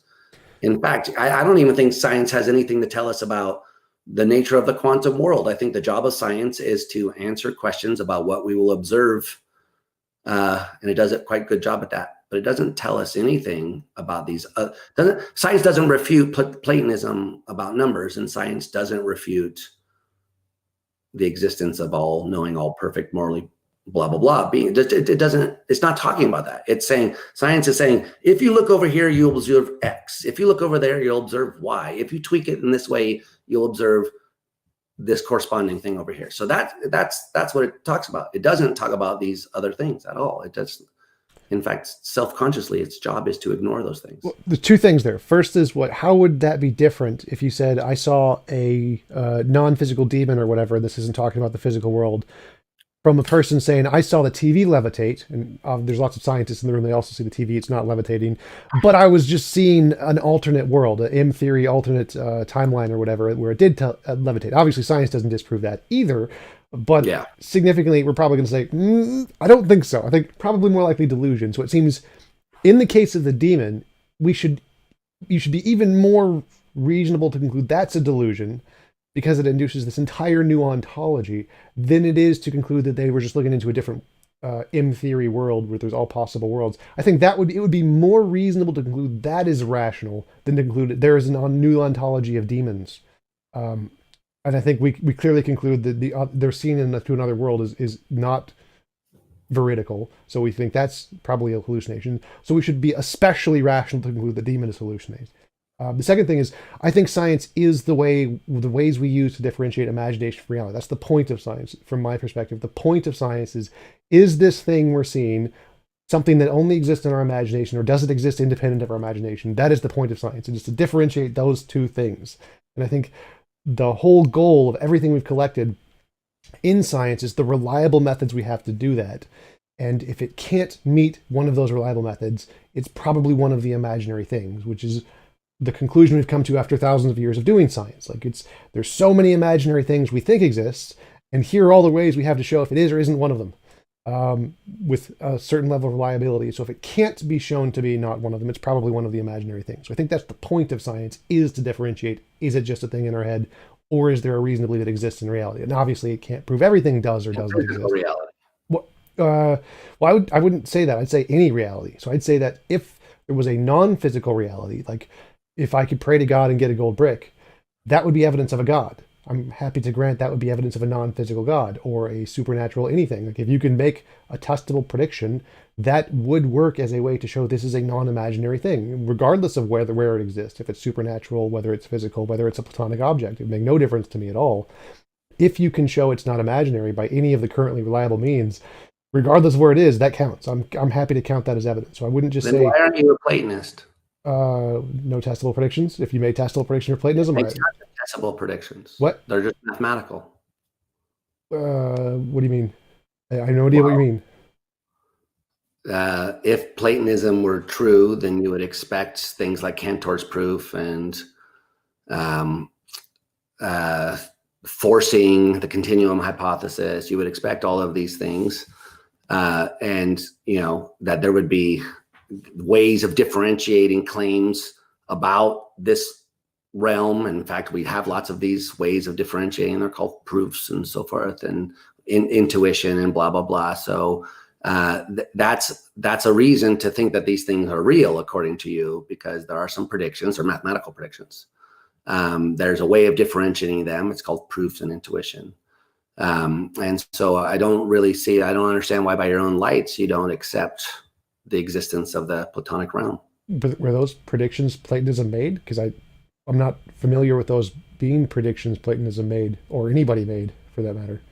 I don't know how that. Well, it depends on what you mean by a prediction. So when they have when Hilbert came up with his outstanding problems in mathematics, the prediction was that there should be an answer to these problems, and there was.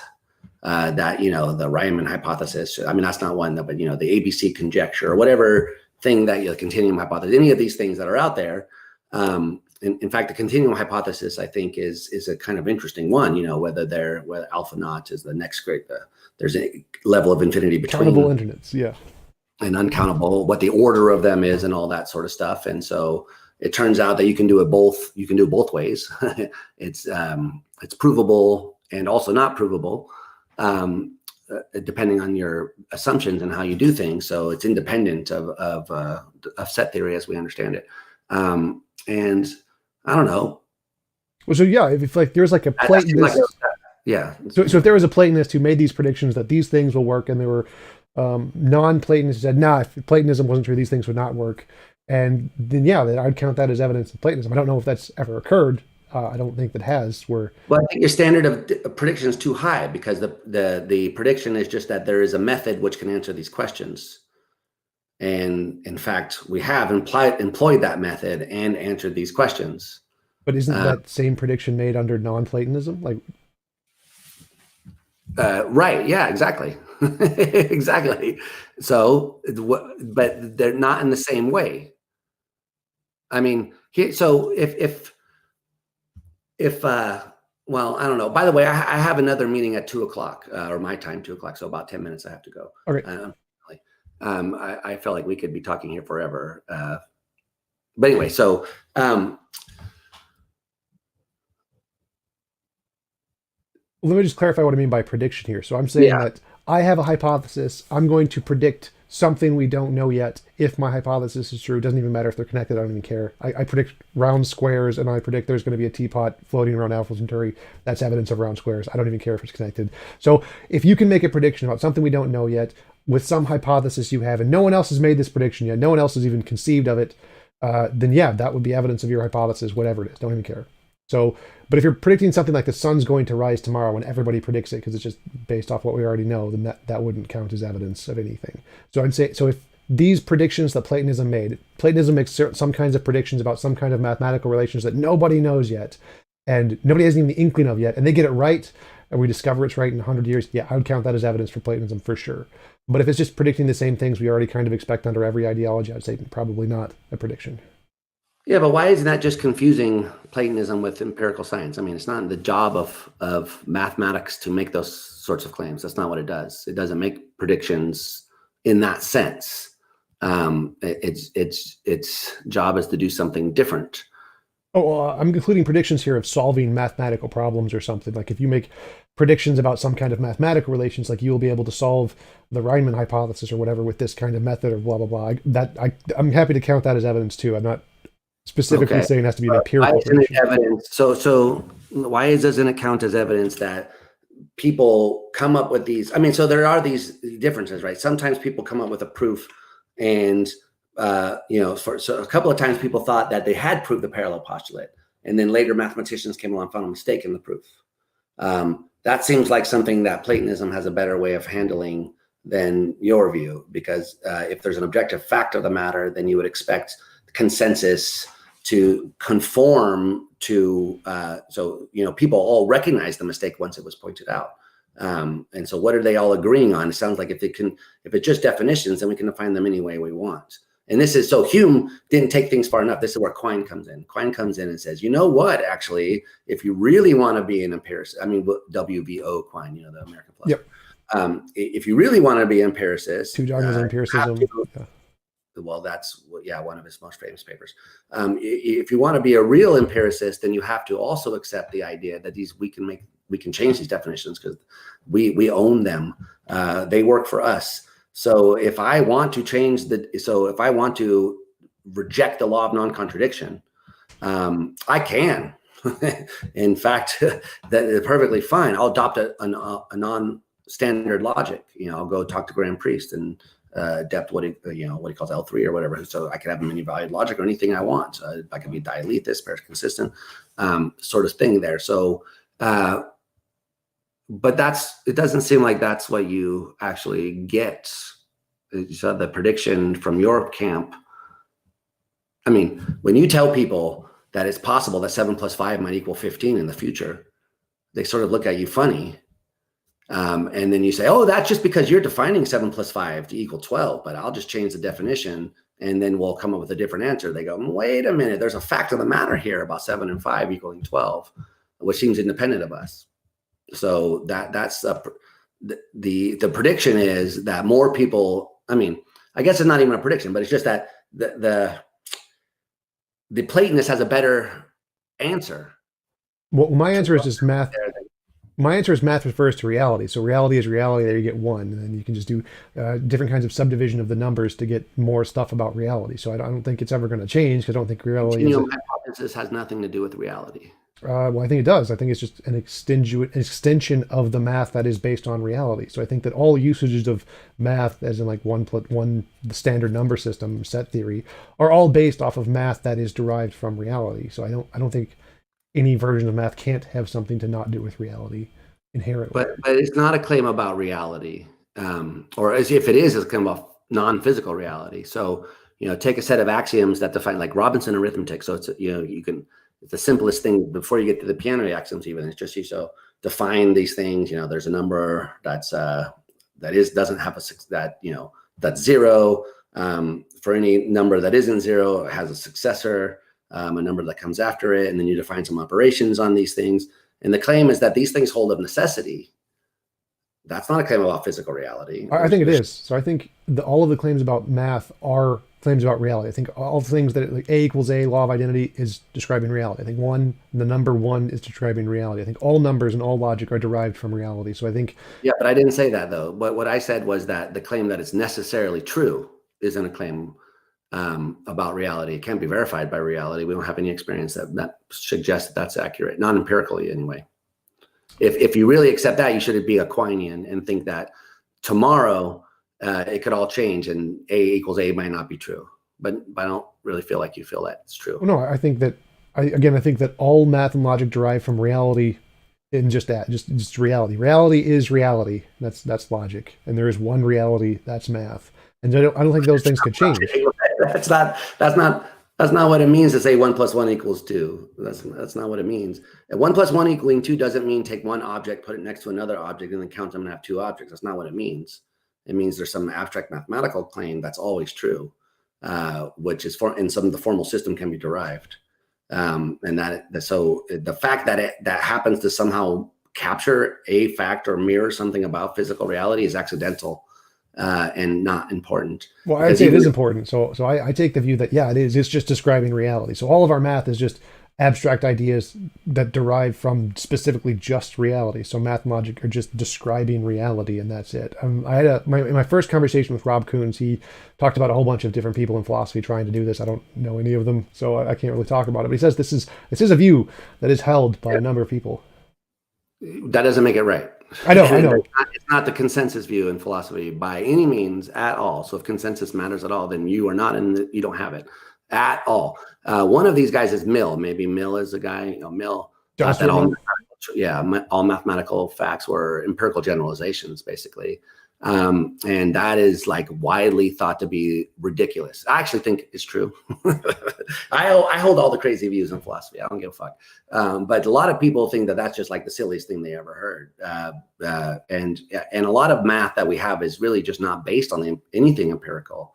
I don't know what you think what empirical reality the continuum hypothesis is even talking about, a lot of a really abstract advanced math doesn't seem like it has anything to do with the physics. I mean, the ABC conjecture, things about, every number has can be the sum of prime numbers. That's a different Goldbach or whatever. So these conjectures, they don't seem like they have anything to do with physical reality. What the hell does that have to do with physical reality? That the fact that any number can be expressed as the sum of prime numbers. Anything that uses one has to do with reality. Anything that uses any number has to do with reality. But that's not logic. That's not math. You need more than that. You need axioms. You need a rule system. You need to reason about it. So simply starting from something. So you could also say there's many. So there's one. There's also many. So which one is the basis of this? So A doesn't equal A. That could be the basis of this. I don't. Why think that the fact that reality is the way that it is tells you anything about what the correct logic is or the correct rules by which to deduce things, The modus ponens is a good rule to follow, but there, in logic, there are these famous cases of perverse instantiations of modus ponens, or I guess what was the name of this famous modus morons or something like that? I think it was called, where you infer from if P then Q, and P you infer not P or something like. So you can always have all sorts of weird rules. How does that connect to reality at all? Doesn't seem clear. And in fact, even if reality were very, very, very different from the way that it is, it still seems like we could define formal systems whereby 1 + 1 = 2. It would still be true that 1 + 1 = 2. It just wouldn't describe our world. I don't know how that would be the case. I don't think it could be 1 + 1 = 2, but doesn't describe our world. I don't know how that could be the case. I'd have to. Well, there's all sorts of mathematical systems where 1 + 1 doesn't equal 2. I mean, you can have non-standard systems where 2 + 2 = 5. Taxi cab math kind of stuff. Yeah, you can do all sorts of things. Yeah, it's just a set of rules that you define. So according to you, if it's just a bunch of definitions, but not latching on into anything which is like objectively the case about mathematics, then it doesn't seem like there's any special status here. Anyway, I hate to cut this off. We didn't even get to talk about the thing I thought we were going to talk about, which was whether we should celebrate Christmas as atheists and all that shit. So I hate to say it, Tom, we're gonna have to fucking third. Oh God, how terrible is that going to be? Just so miserable. Need to bring a tinfoil hat for next time, though, for sure. Yeah, I'll definitely bring my tinfoil hat for next time. Exactly. So great talking with you. I will let you go to another meeting. We'll set up again for the third time. Cool. Thanks. Keep up the good work. Doing the good work. You're fighting the good fight. So I appreciate it.